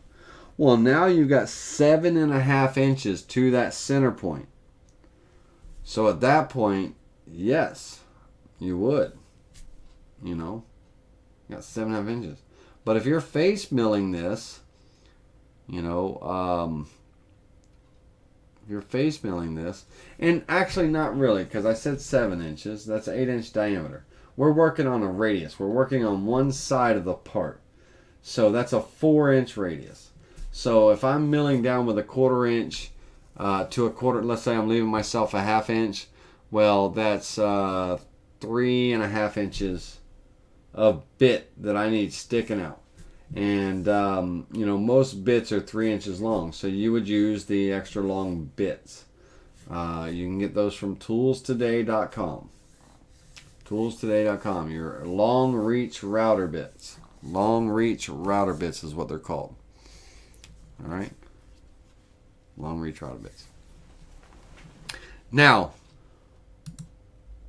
once again, let's get back onto the fourth axis. This is, kind of getting off topic here. All right, let's delete that component. Let's go back into our job setup. I'm going to go ahead and create a new file, a new job here. And this job is going to have a length of 30 inches in length. It's going to have a diameter of 3 by 3. So I'm going to go 3 times P for pi and hit the equal sign. That's going to give me my circumference. Okay? And then my Z height is half of that 3-inch diameter, so it's going to be 1.5. 1.5. All right. This that I just did was manually set up for a 4th axis job. Okay? I just manually set up for a 4th axis job. Rather than going into the gadgets, down to wrapping and the wrap job setup, I just set up a 4th axis job manually. I'm going to be working off the machine bottom, which is the center of the cylinder, represented by the bottom of the material. And I'm going to start from the left-hand corner. So I just manually set up a 4th axis job, not going through the gadget. Now, what are the benefits of going through the gadget? Well, if I have a model that is wrapped, a 360-degree model, if I use the wrap job setup, when I set up my job, and I import that STL 360-degree model, it's going to ask me if I want to unwrap that model, which I do. Yes, the answer would be to that. Well, when you manually set up your 4th axis job, not going through the gadget, then it will, and when you import that 360-degree model, it will not ask you if you want to unwrap that model. Okay? And so that's one of the benefits of using the gadget, the wrap job setup gadget. In this case, I am not using a model, so I'm manually setting this up. I'm not using a model. I am going to be doing a 2-rail sweep job. And I'm going to first draw my 2 rails. I'm going to take my line tool and I'm going to snap to the corner here, snap to the corner there, and space bar to finish. I'm going to snap to the corner here, snap to the corner here, and space bar to finish off those 2 lines. And those 2 lines are going to be my drive rails. Well, now I need a profile. So I'm going to go ahead and import a profile that I've already got. So I'm going to go into my desktop here.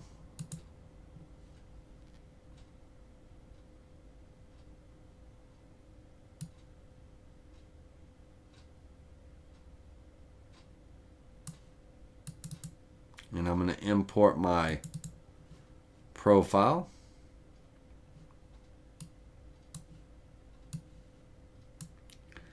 And let's go ahead and get it centered up.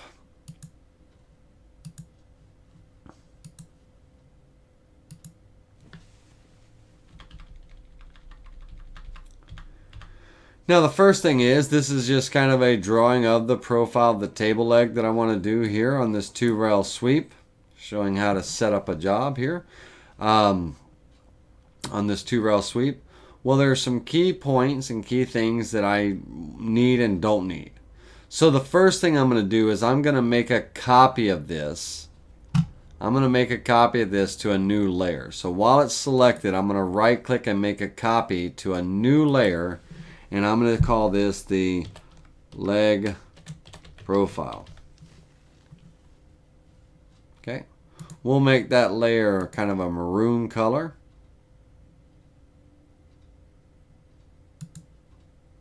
Don't need it visible at this moment.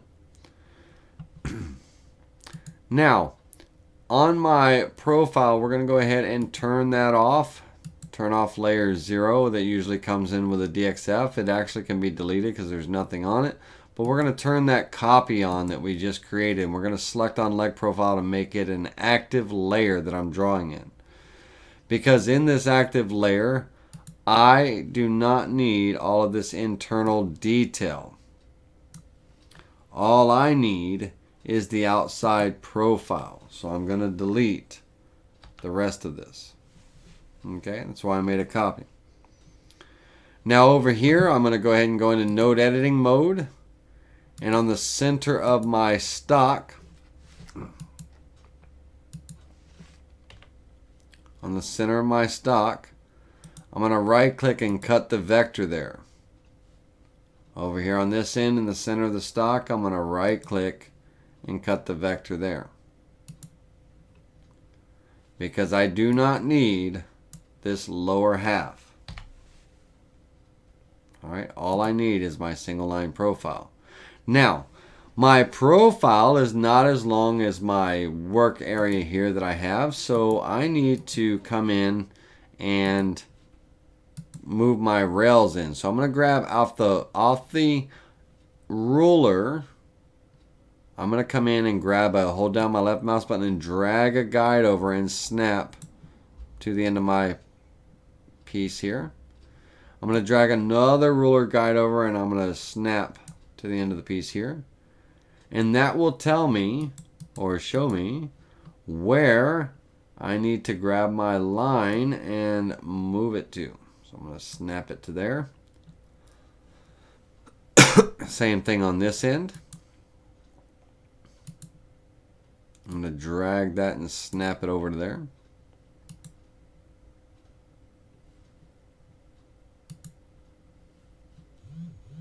Alright, I'm going to make my guides.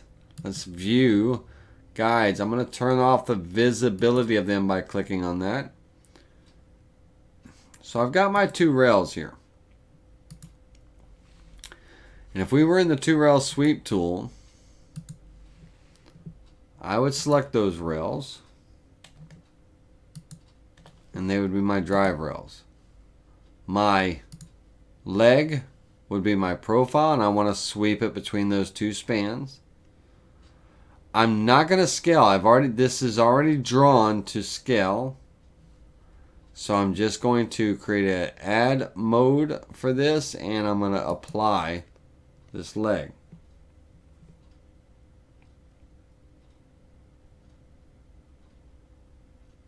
All right. If we look in the 3D view here, we have our profile.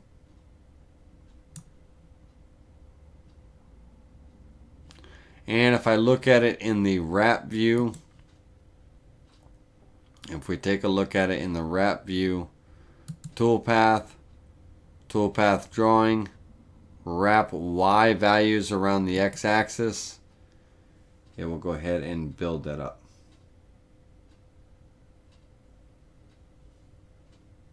All right.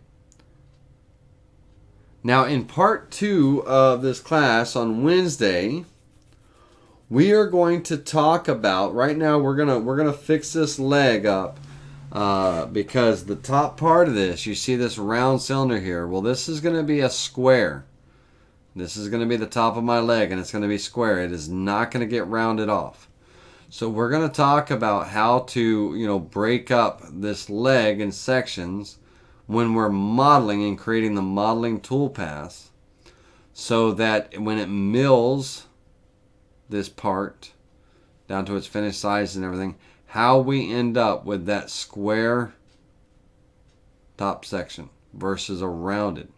Right now, when I'm looking at it in my wrap view, it's rounding it over because I have not done anything differently. I have not changed anything, on this profile. When I wrap this around and smooth. Well, we're going to make 4 corners in here. We're going to show you the process for doing that on Wednesday. So, but for right now, we're going to come in and we're going to remove by cutting the node. We're going to cut the node here. We're going to remove this cross section. Not remove it, it's going to be there, but we're eliminating or separating it from the rest of the part. So we have 2 separate pieces here now. And when we create this part, let's go ahead and delete this out. We need to bring over another guide, and this time we need to snap to that endpoint.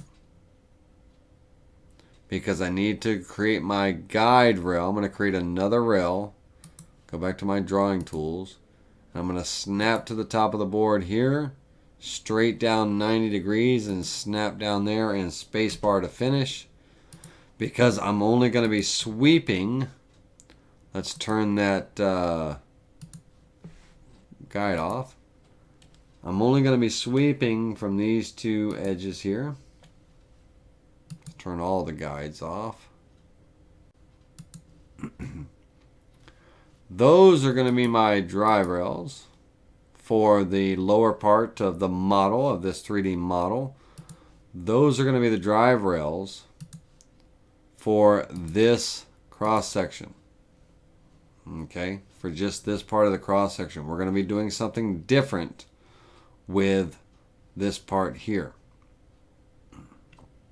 All right, so if we go ahead and grab that profile and sweep it along,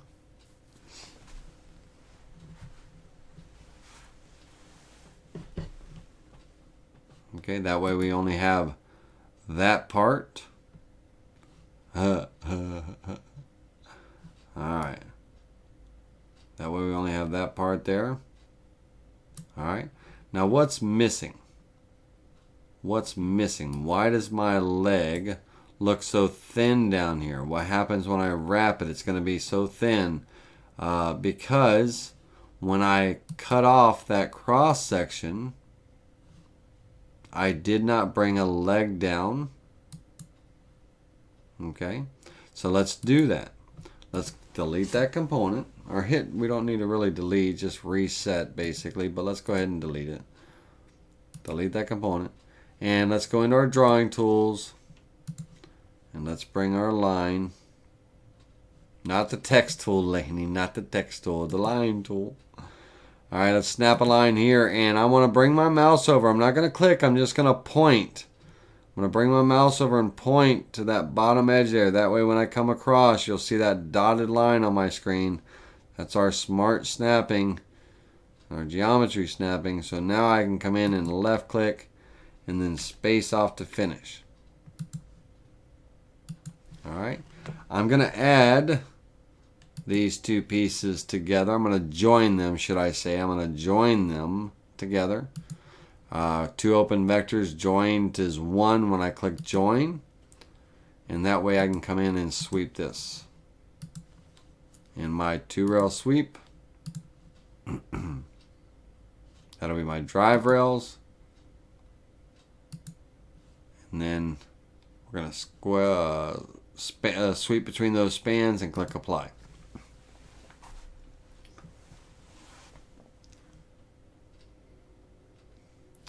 All right, let's look at our 3D view here. Much better. Got that meat underneath. Because when I look at this in a wrap view, let's go ahead and wrap this.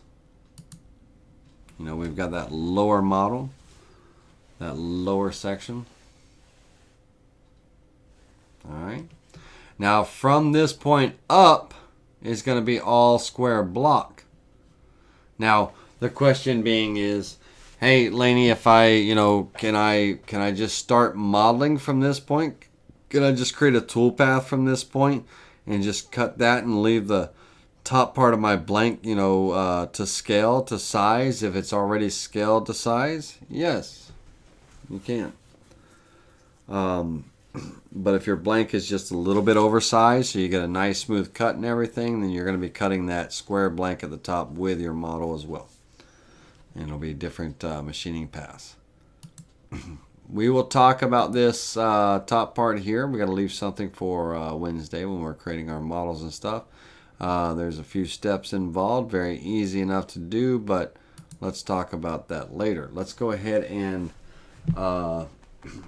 we've looked at a modeling, all right, but let's say that we don't have a spire, creating a model or a swept profile or anything. Let's say we only have Pro. I don't have all those modeling tools, Laney. All I have is Pro. What do? Well, very similar, the same. So we're going to go to Gadgets, Wrap Job, Wrapping, or should I say Wrap Job Setup.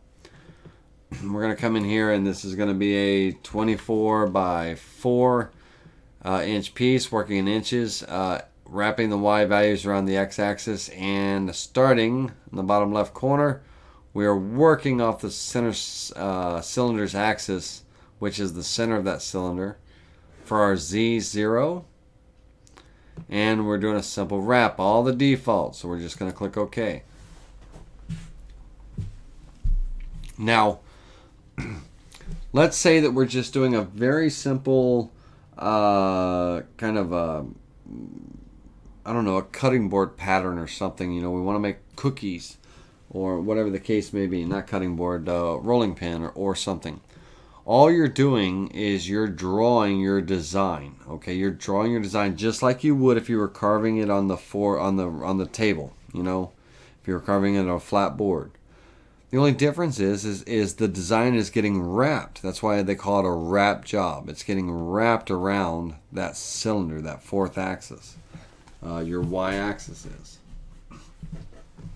And so if we came in here and let's kind of draw something here. Let's go into an ellipse.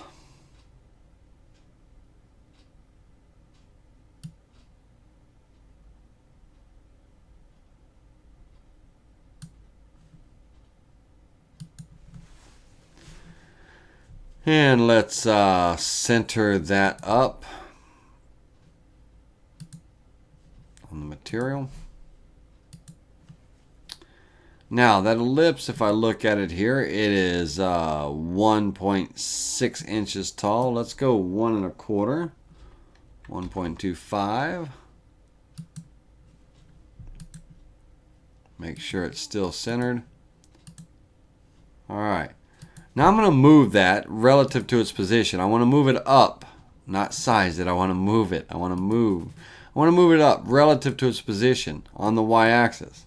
Now the overall part is 1 1/4. I'm going to divide that by 2. Okay, and I want to move it up that 5/8 of an inch because I'm going to revolve. I'm going to use the circular array tool down in offset and layout in the drawing tab. I'm going to use that circular array tool and I'm going to revolve it around my center point, which is 12 and 6.2832. I want a number of 1, 2, 3, 4 copies, not 34, 4 copies, and a total 360-degree angle. All right.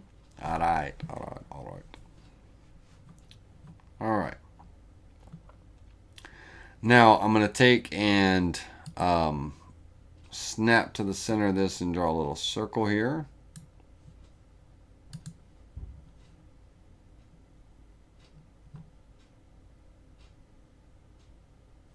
I'm going to use my scissor tool and I'm going to do some trimming.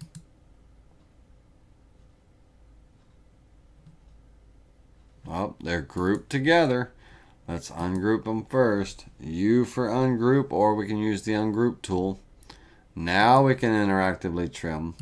So let's go ahead and clear this away.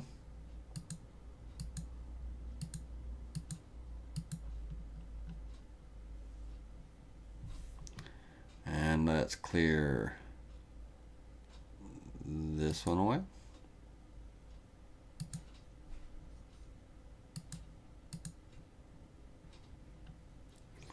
Ooh, almost looks like an airplane propeller. And let's clear this away.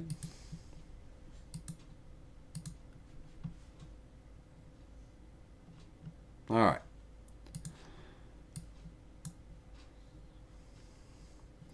We're going to rotate that. Rotate. I'm going to make a copy. We're going to rotate that on its center, 45 degrees. And then I'm going to hit paste.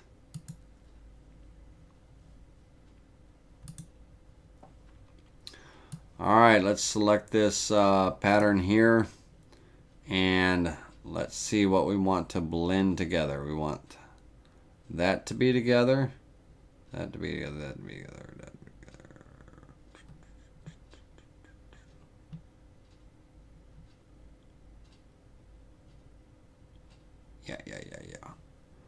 Let's go ahead and turn off that middle circle. I want that to stay there. And let's weld. Oops. I didn't want to get rid of that yet. I want this pattern here. Let's go into node editing and let's see where we're at with our nodes.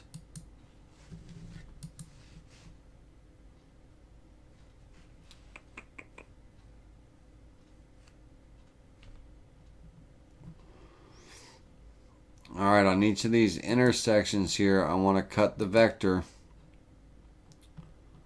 So let's cut the vector there.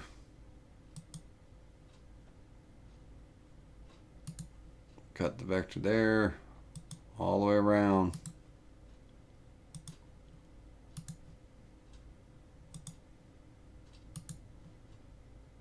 I'm only cutting one section right now. Only cutting one section right now. Gotta go through and cut the other one. All the way around. Putting my mouse over that point that I want to cut at. Alright, so now I should have, if I look at it in normal selection mode, these parts here. Let's go ahead and cut this one. Let's go into node editing on this one and cut the vector. Same point.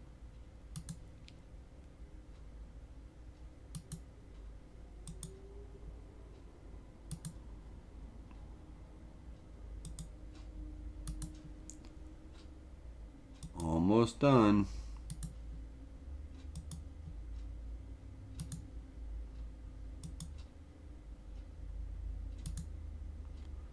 And I believe this is the last one. Alright.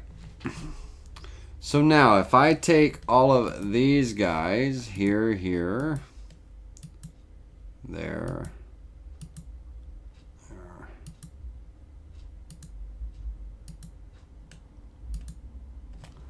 and I go into the join tool, I should have 8 open and it won't let me join them just yet. It won't let me join them just yet because they're still kind of touching and overlapping in these points here. So let's go ahead and offset this inward just a smidge to get it away from those other lines.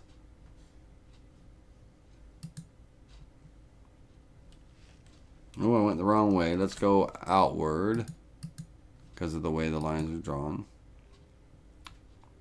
No, Laney, we don't want to do that either. All right. Let's fix this.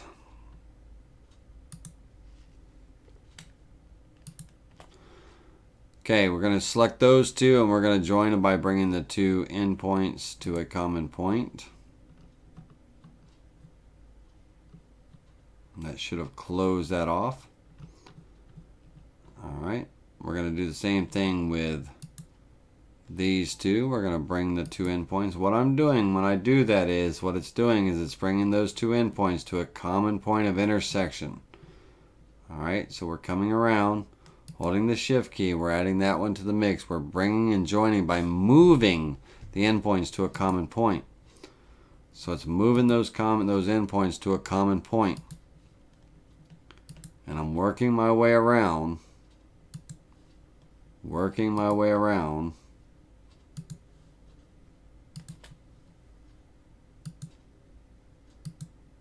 Alright, so now we have one group here. Alright, we're going to do the same thing with this. We're going to go one at a time. Move those common points.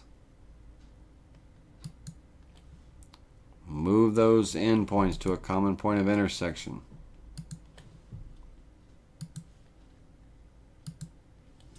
All this to create that little star fish daisy looking thing. Alright, keep coming around, moving those endpoints. Okay, so now I'm going to go ahead and offset this one outward versus the other one inward. Move it outward just a few thousandths of an inch. Let's delete the original.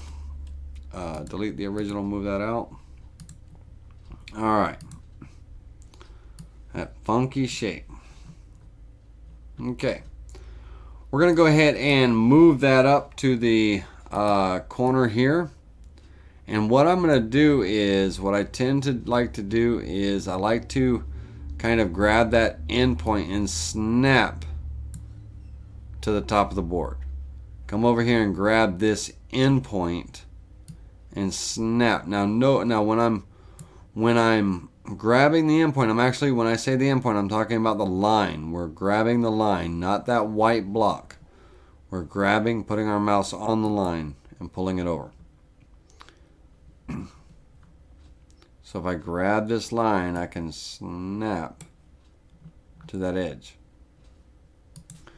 Now I don't want to be right up on the edge on this, so I will move it. I'm going to move it relative to its position off of that edge, 1/4 of an inch along the X, to the right a little bit. But I want to come down on the Y, so it's going to be a negative number, 1/4 of an inch. Okay? Now I'm going to create a linear array of these guys and girls. I'm going to create a linear array. And I want, let's see here, probably 7 or 8 columns of this. Let's go 7. And I want, 1, 2, 3, 4, 5. I should be able to get 6 rows out of that. And I want an offset or a gap. You choose what you want. I want a gap between the left edge and right edge. That's fine. We're going to go a full-on 1/4 inch and -1/4. Why do we use a negative? Because we want it, when it draws this array, we want it drawing down. Over and down, not over and up. So over and down on our board. So the Y always gets a negative. Now on the symmetry, we can change the way it rotates the flowers and things like that. But I don't really want to change the symmetry of the rotation, but I do want to change the displacement. I don't want just a grid. I want to be a slight displacement of 1/8 of an inch on the X, and let's see here if that moves that over slightly. Let's see if we do both of them at 1/8 of an inch on the Y. Let's go ahead and click copy, and let's see what kind of displacement it gives us. Not much, right? So let's go a full-on half their diameter, half of their size. So right now this current part is 2.504 inches. So let's copy that value, and let's come over here and let's paste that value in there. And I'm going to divide that by 2. Not -2. I'm going to divide that by 2 and hit equals. And 1.2701.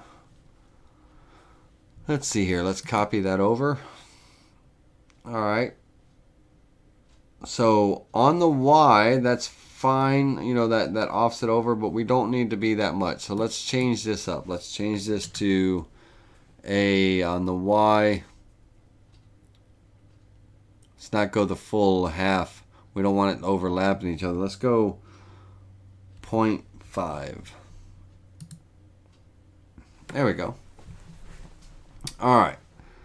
So now in my pattern, of course, let's go ahead and we can, normally we'd scale this down to where we have our little cookie cutters and everything. But let's go ahead and let's see if we can stretch things out a bit. Now I'm going to center this up on the project. Let's go ahead and center that up on our project board. And let's go ahead and I don't want on these sides here, I want to leave these vectors here, on the sides. I do not want them to be closed off. All right, I don't want a blank spot in my cookie roller. It's going all the way around.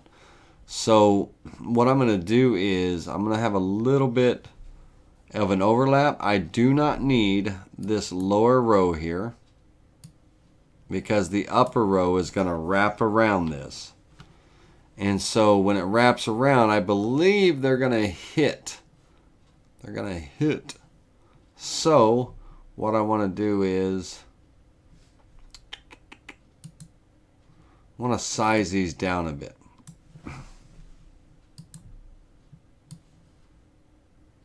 I don't want to squish them too much.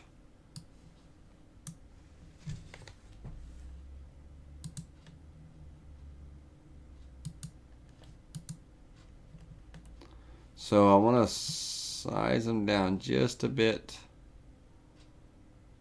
Not much, not much, not much. Not that much.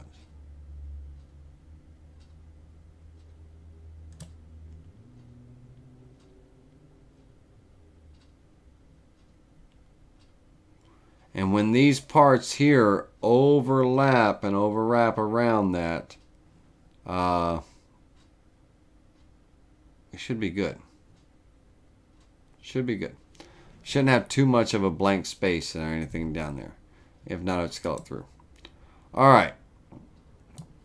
So let's go ahead and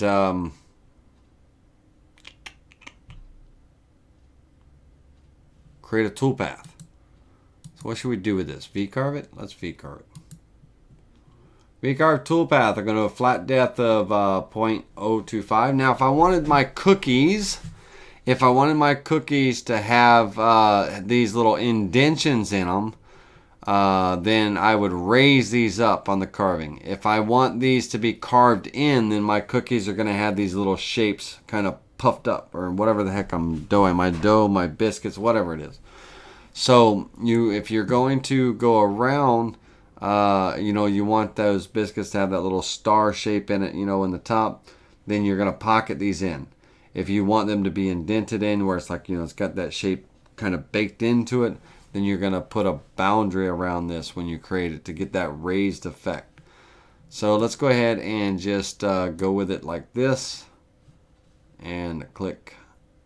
And 1/4 inch is a lot for a cookie. Let's go 1/8 of an inch. Flat depth. Okay, now there's 35 open vectors that I did not close, and they're going to be ignored. And 35 duplicate vectors. So the duplicates, let's get rid of the duplicates first. So I'm going to right click on my screen and hit selection, select all duplicate vectors. And while they're selected, I'm just going to simply hit the delete key on my keyboard and get rid of them. Alright, so if I check again, there's no duplicates left. Now I'm going to right click and let's select all open vectors. Okay, all of those open vectors there, so every one of the centers. Now I'm going to sneak over to my drawing tab and let's see what we've got here. 35 open vectors, and they will not let me join or close them. So let's see at what point is open. So one of these points did not get joined properly. One of these 4 or 5 points. That one looks okay. We're going to look on the inside here.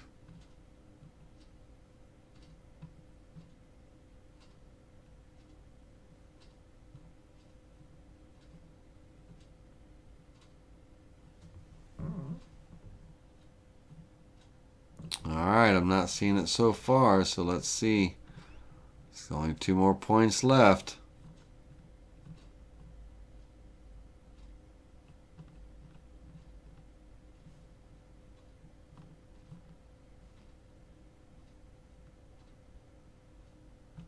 Ho, ho, ho, ho. Alright, let's take a scan.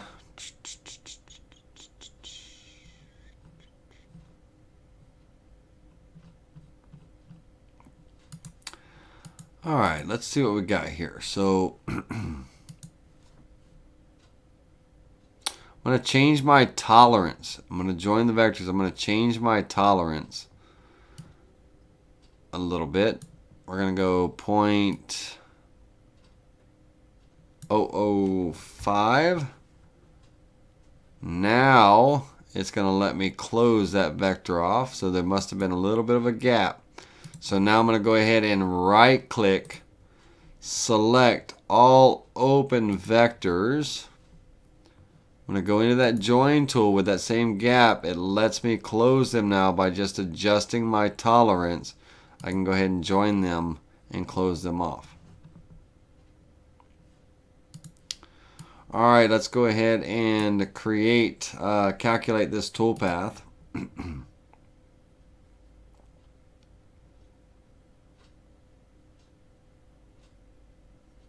Alright, let's preview this selected toolpath. Or all toolpaths, sorry.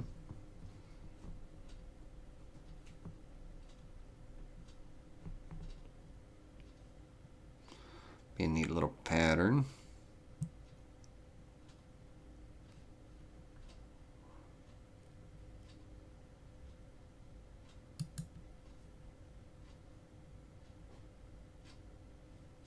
Let's go ahead and wrap this up. That's what you guys are saying to me. Go ahead and let me wrap this up. Let's go to wrapping.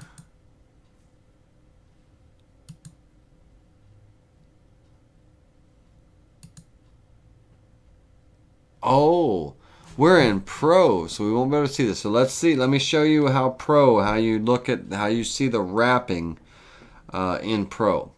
So in order for us to see the wrapping, we got to look at our toolpaths, okay? And so let me turn that wrapping off for a minute. Let me turn that off. All right. So we won't be able to see the actual board, okay? We have to go to the view and we have to turn off the color shaded view. We have to turn that off. Alright, so all we see is our toolpath. Now if I come over to the toolpath drawing simulator and come down here to toolpath drawing and wrap that value, now we can see that wrapped toolpath. Okay, now we can see that wrapped pattern.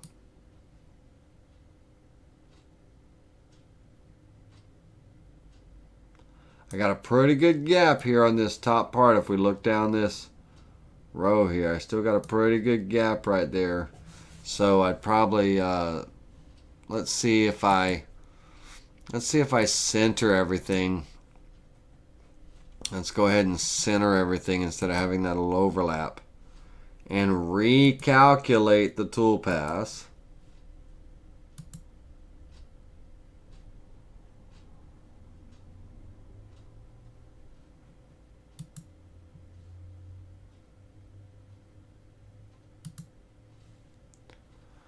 Let's turn that wrapping back on.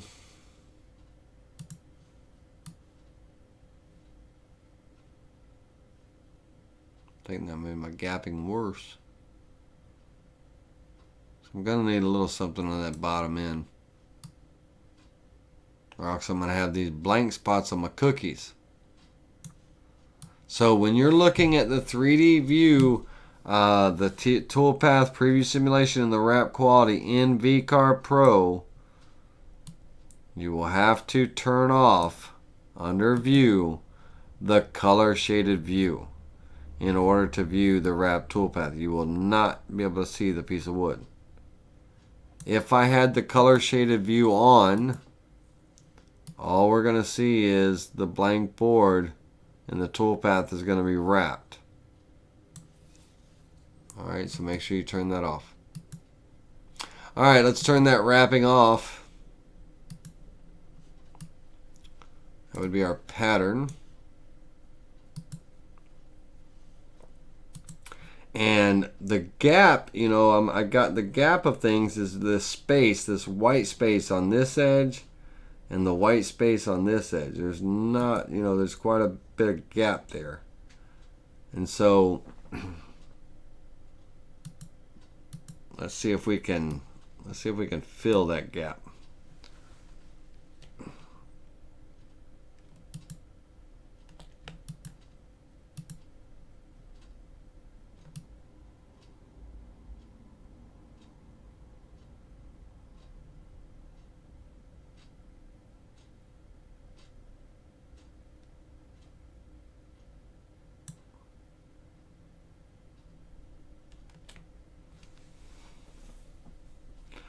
All right, I made a change, so I want to recalculate the toolpath.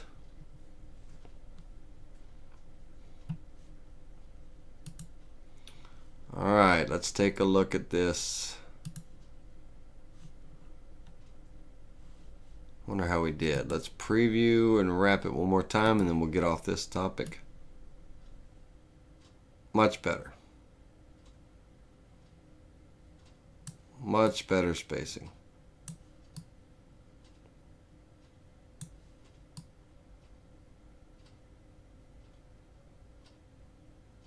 Yeah, looks good. All right, guys and girls, let's ask some questions here. Just know that when you're creating a simple wrap job, you're creating your design, whatever it is. I don't care if it's someone's name. I don't care if it's a 3D model that you bring in from your clip art or from designandmake.com or something you found on eBay. Okay? You're going to create your toolpath and then you're going to wrap it. All right? So when I say wrap it, I mean you're going to carve it on that fourth axis. It's going to wrap that Y value of that project around its X. So let's turn these off and let me show you a model. Let's say that we had this bass. You know, we had a bunch of fish that we were gonna carve on a, oops, let me hold my controller key down and do this proper way.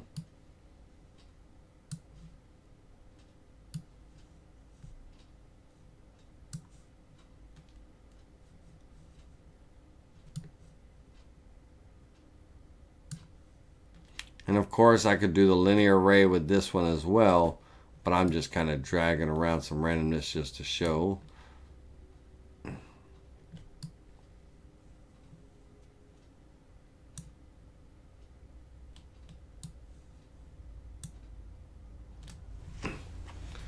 Alright, so we would create our 3D rough and 3D finish if we needed one. We're going to go with a finishing toolpath. I need to unwrap my toolpath. That's what that warning keeps telling me, is like I was in wrap mode still up here. So we're going to go in and we're going to use a 1/8 inch, I believe an 1/8 inch ball nose should be fine for this. 1/8 inch tapered ball nose is right there. I'm going to use the material as the boundary, and we're going to raster along that x-axis, and we're going to calculate.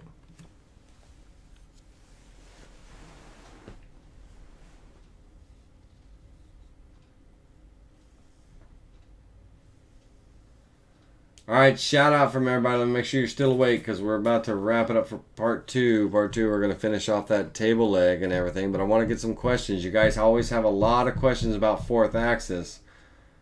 Let's get into it. That way you guys start using your fourth axis. Make some cool stuff. Make some cool stuff.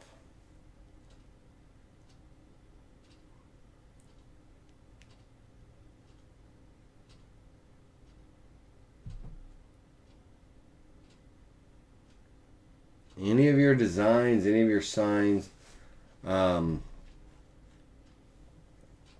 you carved on the flat table. Just imagine taking that flat board and wrapping it around into a 360 degrees. You know, that's basically doing a wrap toolpath. That's what you're doing. That's what we're doing here. Harry says, is there a way to create 3D toolpaths like the vase in VCarve Pro? The only way to do that, Harry, is to bring in the model of the vase or vessel. You do not have the modeling tools inside inside VCarve Pro to do that. All right, so let's turn our shaded view back on so we can at least see our design here. And let's preview that toolpath. Let's reset our preview and preview that selected toolpath. Harry, yeah, you would have to bring in the model STL model or something of the vessel, you would not be able to create that in Pro.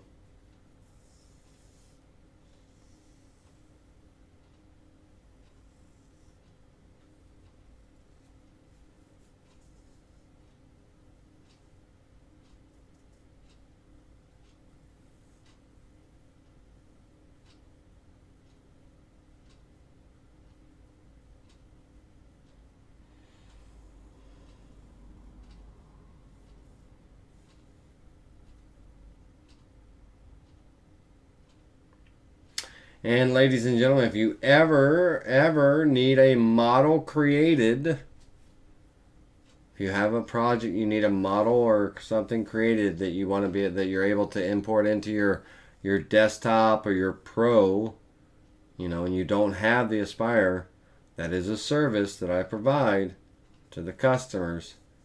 You know, I usually charge about $10, $15. You know, it just depends on how the complication of the design and the time and everything, but it's usually not that much. If you went to designandmake.com, you'd be paying $25 a model. You get a little bit of a cheaper discount with me. All right, so now let's look at our fishy boo. Let's get this pulled back into the proper view here. All right, so if we notice here, notice all these white specks and everything, these polka dots. These polka dots. Well, if I look at my material setup, my models were way at the bottom of my material. I need them to be at the top. At the top. Not all the way at the very tip top. I want to leave about 20 thousandths or so, 10 or 20 thousandths above the top to be skimmed away. But they were at the very bottom, so it was milling that whole cylinder away and not leaving me anything. So we're going to click OK here. Now that we've set that up, and we're going to recalculate that 3D Finish toolpath one more time. Let it run through and recalculate. But you can always email me if you have an image or a logo or a design or something that you need created. You can email me and I can make that model for you. I don't know if Jerry Williams is in the house. Jerry Williams, you in the house tonight? If you are, you need to get with me so we can finish up the cornerstone model.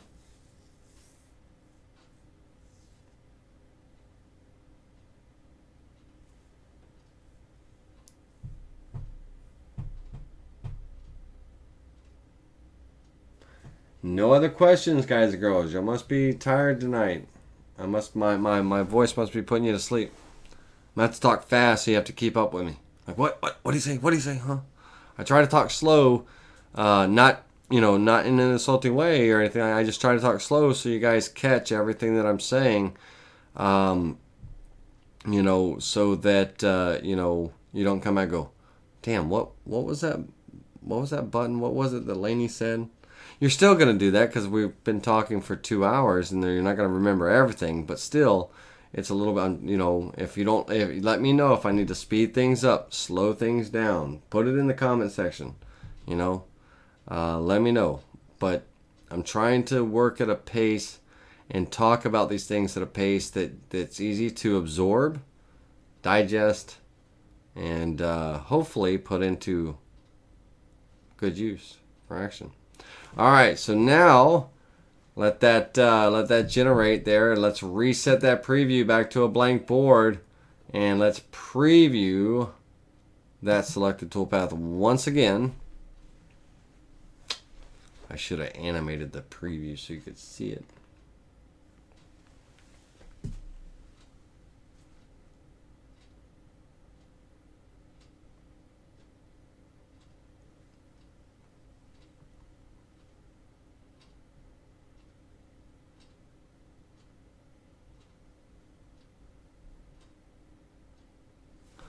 All right, I'm going to check on the Facebook page while this is calculating. I'm going to check over here on the Facebook page on this screen on the other side. And let's see if there are any people in the Facebook group that were watching the video in the Facebook group and did not have a chance to get into the class. We got Jim there. Jim Brogdon. Tamara, I'm sorry, Tamara. What kind of router bits do you use? I am used to using a manual lathe with lathe chisels or tools for the bits in the metal lathe. Well, Tamara, you're going to use your for your modeling, your 3D modeling. Let's say these fish here. If I was doing any kind of rough cut and all, that would be my end mill. Usually a large diameter end mill, 1/4 inch, 1/2 inch, or something to get that milled down. But for my finish bit, to get the detail in these bad boys, these little bitty fish, I'm using an 1/8 inch ball nose end mill. Now, as far as from rounding, square blank to rounding, I use a bowl bit. A big old 1.25 inch bowl bit. I want to get it round as quickly as possible. It's got a nice flat bottom on it with those radius corners, so it does really well on taking corners off and everything. I use a bowl bit. I'll use an end mill, typically 1/2 inch and all, but it's either I tend to use ball noses a lot. Either my bowl bit, bowl and tray bit, or a ball nose end mill for my roughing. You can use a flat end mill. Don't get me wrong. You can't. You can. And Tamara asks, do I have the ability to index in the software to create flutes around a profile?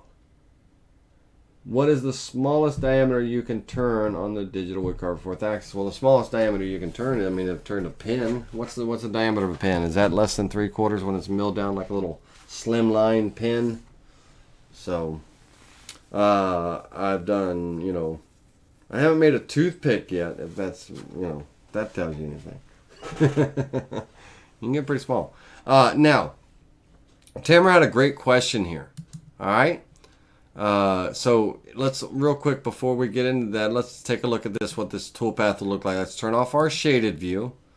Okay, let's make our toolpath visible, and let's turn off our shaded view, and let's wrap this toolpath. Okay, so hard to see. Let's see if we can zoom in. You can see all those little fishies. All those little fishies are getting wrapped around that cylinder. All right. All right. Okay. Let's turn that off. Turn our shaded view back on.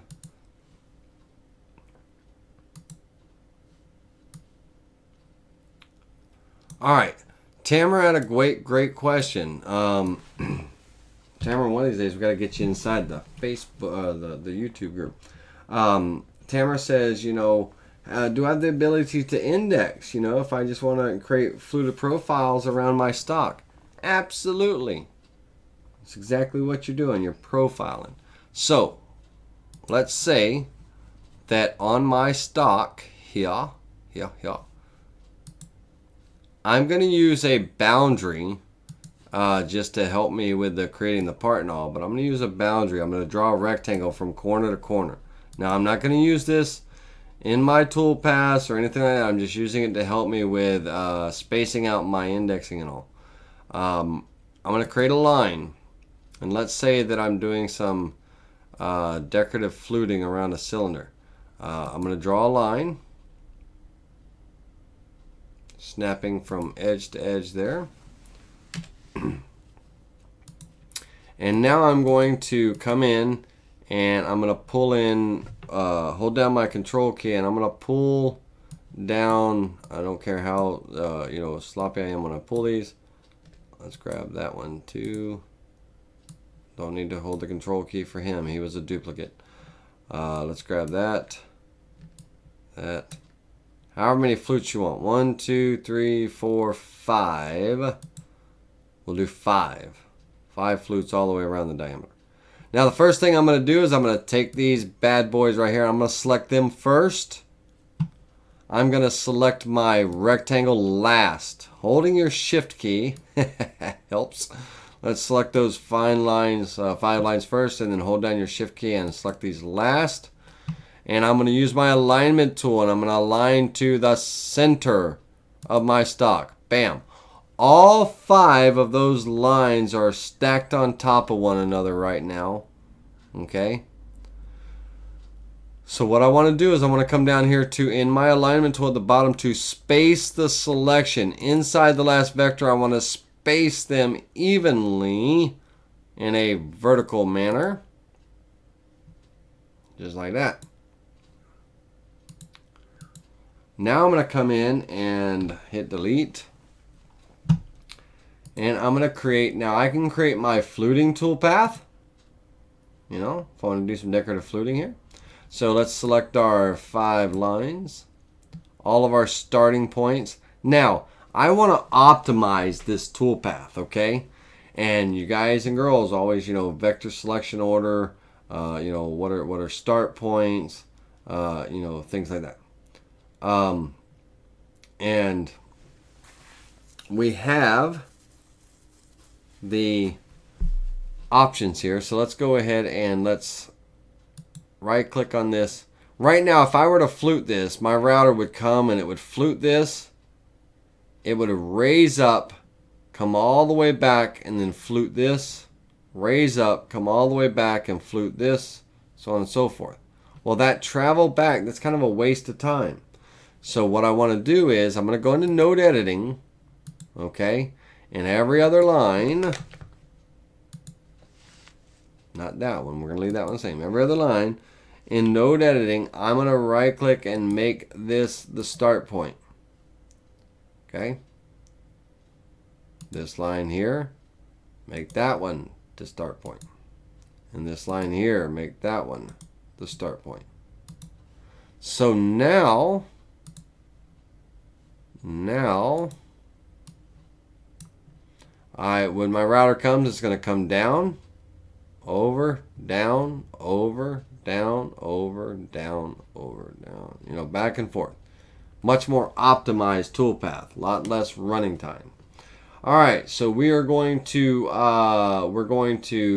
ramp at the start and the end. The ramp length is going to be a small little 0.15 here, and we're going to do a nice smooth ramp, or we can do a linear, either one. Let's see. I like a kind of a smooth ramp, so we'll do smooth. And our flute depth is going to be, yeah, let's do 1/4 of an inch. We'll do 1/4 of an inch. That's good. And the ball nose bit that I'm going to be using is a ball nose 1/2 inch diameter. Right, it's going to be some hefty flutes. And let's calculate that toolpath. All right, let's reset that preview. Reset that preview. And let's take a look at this this toolpath here for a minute. Let's turn off that shaded view so you can see it much clearer.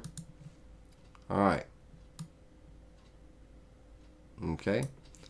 So our router is going to come down, come over, come down, come over, come down, come over, come down, come over, so on and so forth, back there, by changing those start points. All right.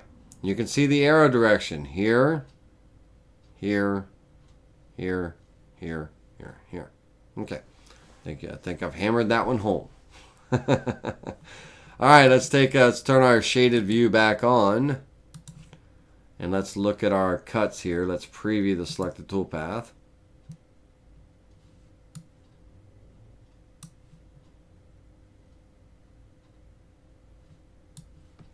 I don't want to do the whole 100% length. Let's go back into there. I want a little bit of, I don't want these lines running all the way to the end. I want a nice little, I like a decorative flute.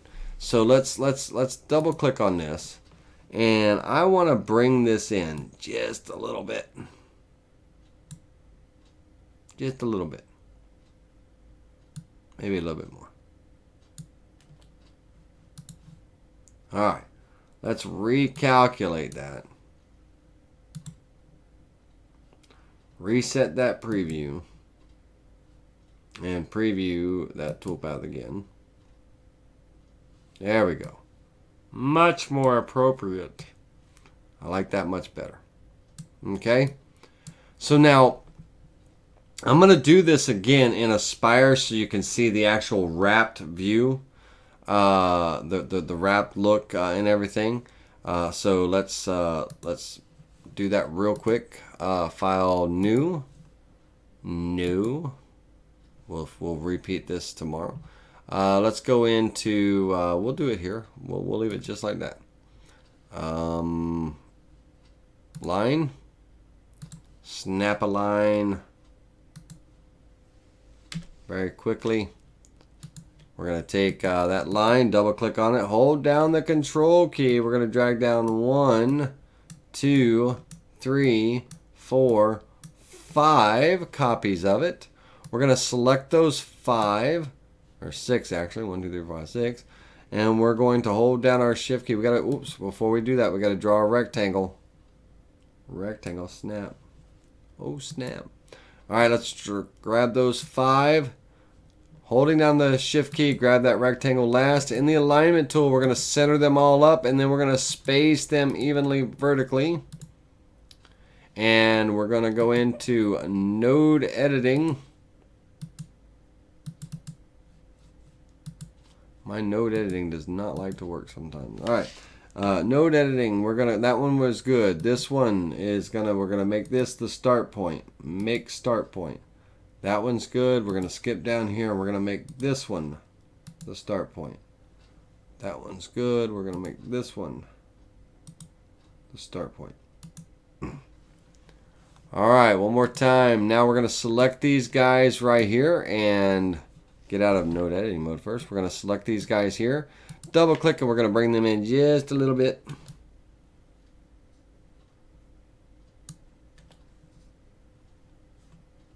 Yeah, looks good. All right, fluting toolpath. Select our vectors, which they are already selected. We're going to start ramp. We're going to go with a ramp of 0.15. We're going to use a 1/2 inch end mill. I want some big, hefty floops. Where's my... There it is. Oh, ball nose. I want a 1/2 inch ball nose. Alright, let's see here. We want a nice smooth ramp, and we want a flute depth of 1/4 inch. Alright, everything looks good. Let's calculate that out. Let's preview that selected toolpath. Nice, sexy looking flutes there. And let's come in and wrap it up.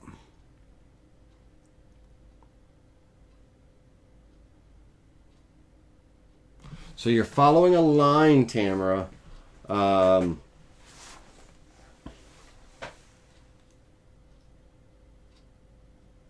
Yes, you can index over a shape, Tamara. You know, you can, like, if this was, you know, tapered, if it was a ball, you can index. You just draw your lines. The whole point of that was, forget the fluting. I just created the fluting toolpath so I have something to show. But you're creating your indexing points where that router's cutting. You know? You know? Do you know? All right. Like, for instance, let's say that I took these lines, now that we're talking about lines, and let's rotate them a little bit. Rotate, Laney. Rotate.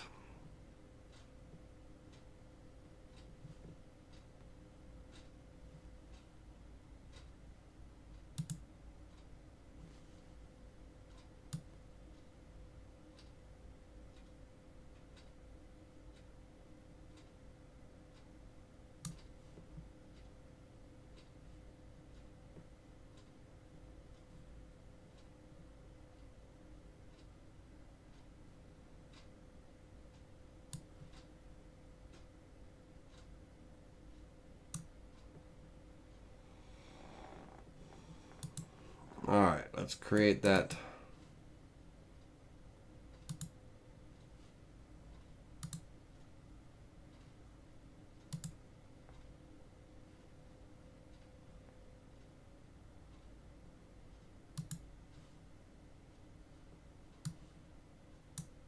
All right.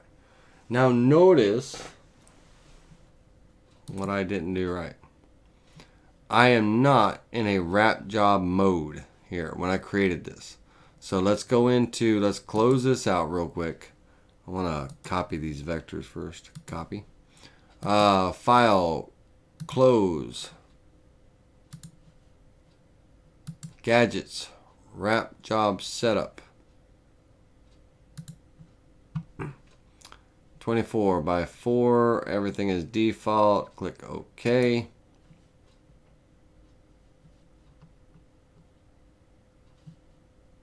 Now, in the gadget tools, we do have things like a fluting layout, right?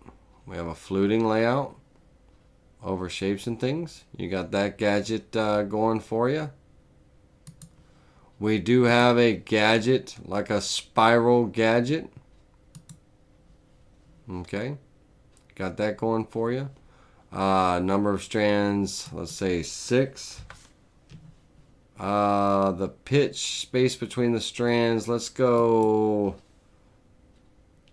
3/4.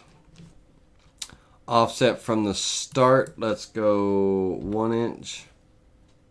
And what?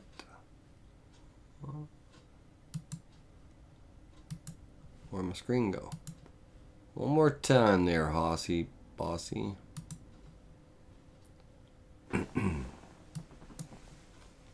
6, 1, 1.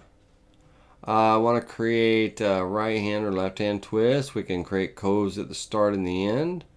If we create coves, let's go. If we're going to create a cove, let's go 1.5. 1.5.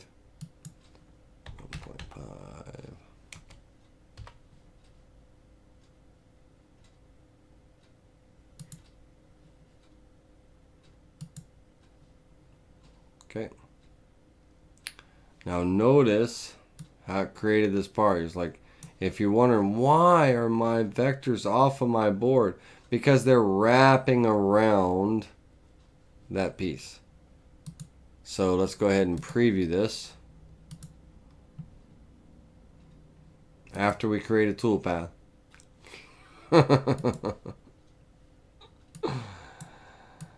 After we create a toolpath. Let's see here. We'll do just a profile cut.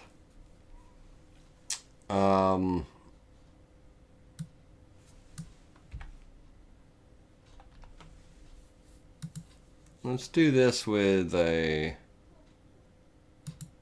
box core bit.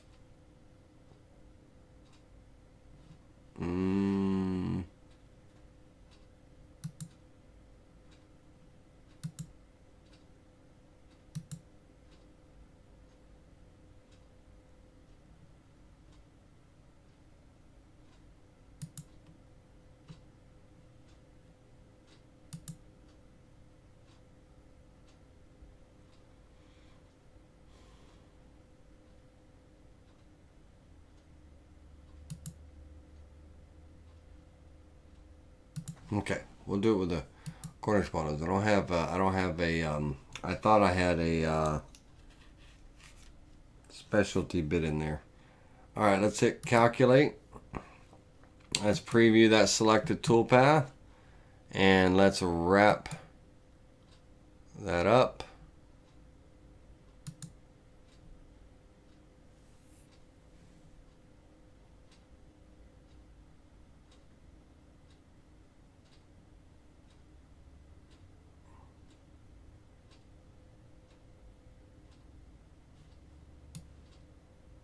Is it not going to show me the wrap view after all of that?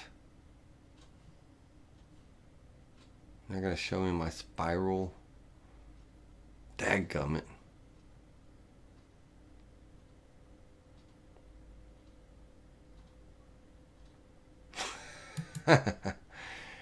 Alright, it didn't show the spiral.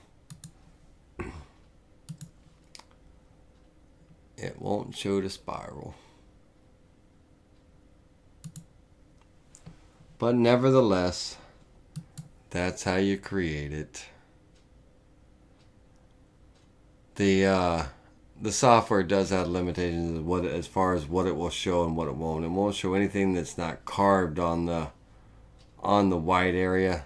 And these are wrapping around, but it won't simulate it. But we can simulate the tool path. We should be able to wrap that tool path.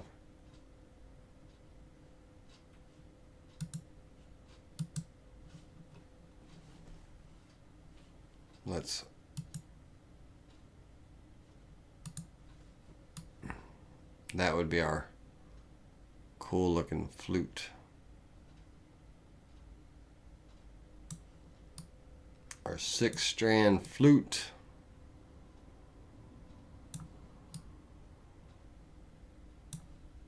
And unfortunately it won't show us in, you know, but at least we can get a visual this way.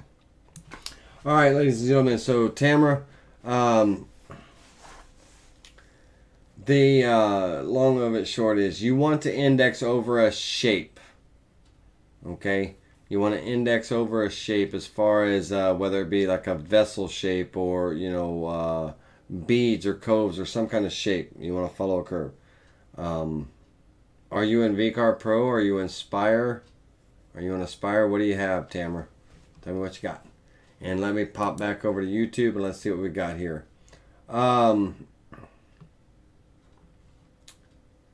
Can I call you with questions tomorrow? Leanne, you can call me anytime you need, yes. Harry, sorry for the noob question, but how do I get the 4th axis process in CNC USB? How do you get the file? How do you get the tool path, you mean? In the CNC USB controller? Well, we save the tool path. Make sure you're using your G-code inch.tap or the digital woodcarver inch.tap if you have V9 or later.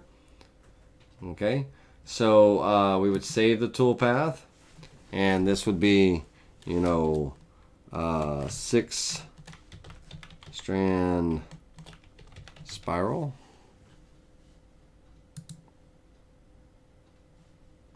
We would then open up the CNC USB controller or the TNG. How do you change to the gray screen? File, import settings, and you want to import the digital woodcarver 4th axis setting file. Okay, file, import settings, and you want to import the DWC 4th axis wrap file. Yours might say 505 or 616 or 617 depending on what date it was created, but it should say 4th axis wrap.setting in the CNC USB controller. And notice where this file is. It should be located on your computer in your C drive. Program Files x86, CNC USB Controller folder.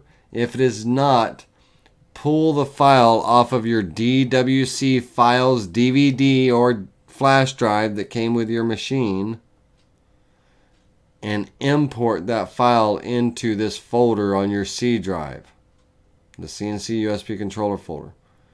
You would click on that and you would click Open. And once you open it, you want to exit completely out of the program and reopen it. It'll reopen with that new setting file installed. Okay?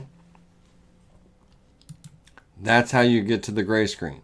And how do you get back to the wood grain once you're in the 4th axis when you're ready to carve on the table again? File, import settings, You grab your DWC mill settings, exit completely out of the program, and reopen it.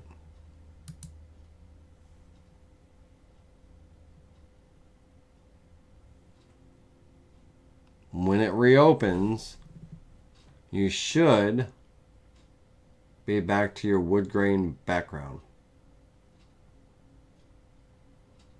Okay, that's how you switch between fourth axis and mill mode. Milling means you're working on the table. Fourth axis, the fourth axis. That's how you switch back and forth. If you have a laser setting, a separate laser setting, and you're running your laser, you would import that laser file, that laser setting file. If you are probing with a digital probe, you would import the digital probing setting. So that's, you got to switch between those setting files for whatever operation you're doing on the CNC. Okay.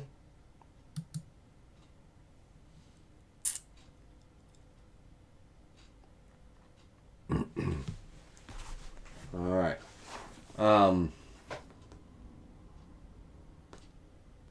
But now, how as far as bringing your files in, where we just saved that file, we would just come into our CNC USB controller. We would be in the gray background. Now keep that in mind. I'm not in the gray background anymore. I brought the mill setting back in. But still, we would go File,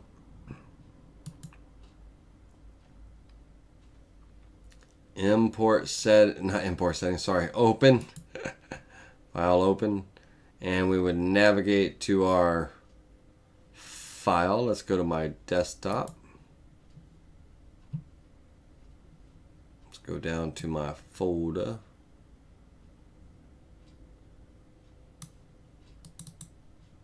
We would bring in that tap file. All right.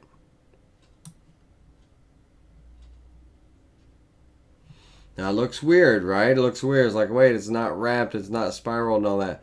Because we're working in an XY plane. The rotation of the axis is your Y axis. So as that router is traveling along the X in a diagonal position, it's moving along the Y. That Y is spinning. Okay? So, in this case of a spiral. All right, ladies and gentlemen, I want to thank you for your time tonight. It's 10 o'clock. We're going to go ahead and call it a night. Hopefully this was somewhat informative. But in Wednesday night class, we're going to finish off that federal table leg. Show you how to get those square corners on there. Those, not square corners, but that square top. Where your apron of your table would go and things. We'll show you that process of getting that in there. And then we're going to talk about the actual setup and zeroing out on the CNC machine. Okay? Zeroing and setting up on the CNC machine. All right. Thank you very much for your time. I'm Laney Shaughnessy, your host. And until Wednesday, I'll see you soon.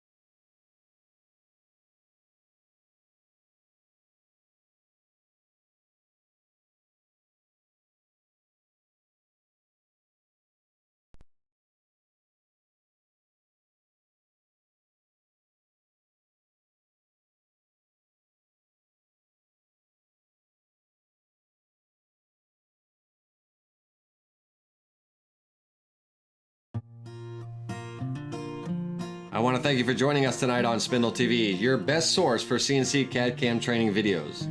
If you're watching Spindle TV on YouTube, be sure to hit that thumbs up button and subscribe. You can find out more information about our training and products by visiting us at www.digitalwoodcarver.com.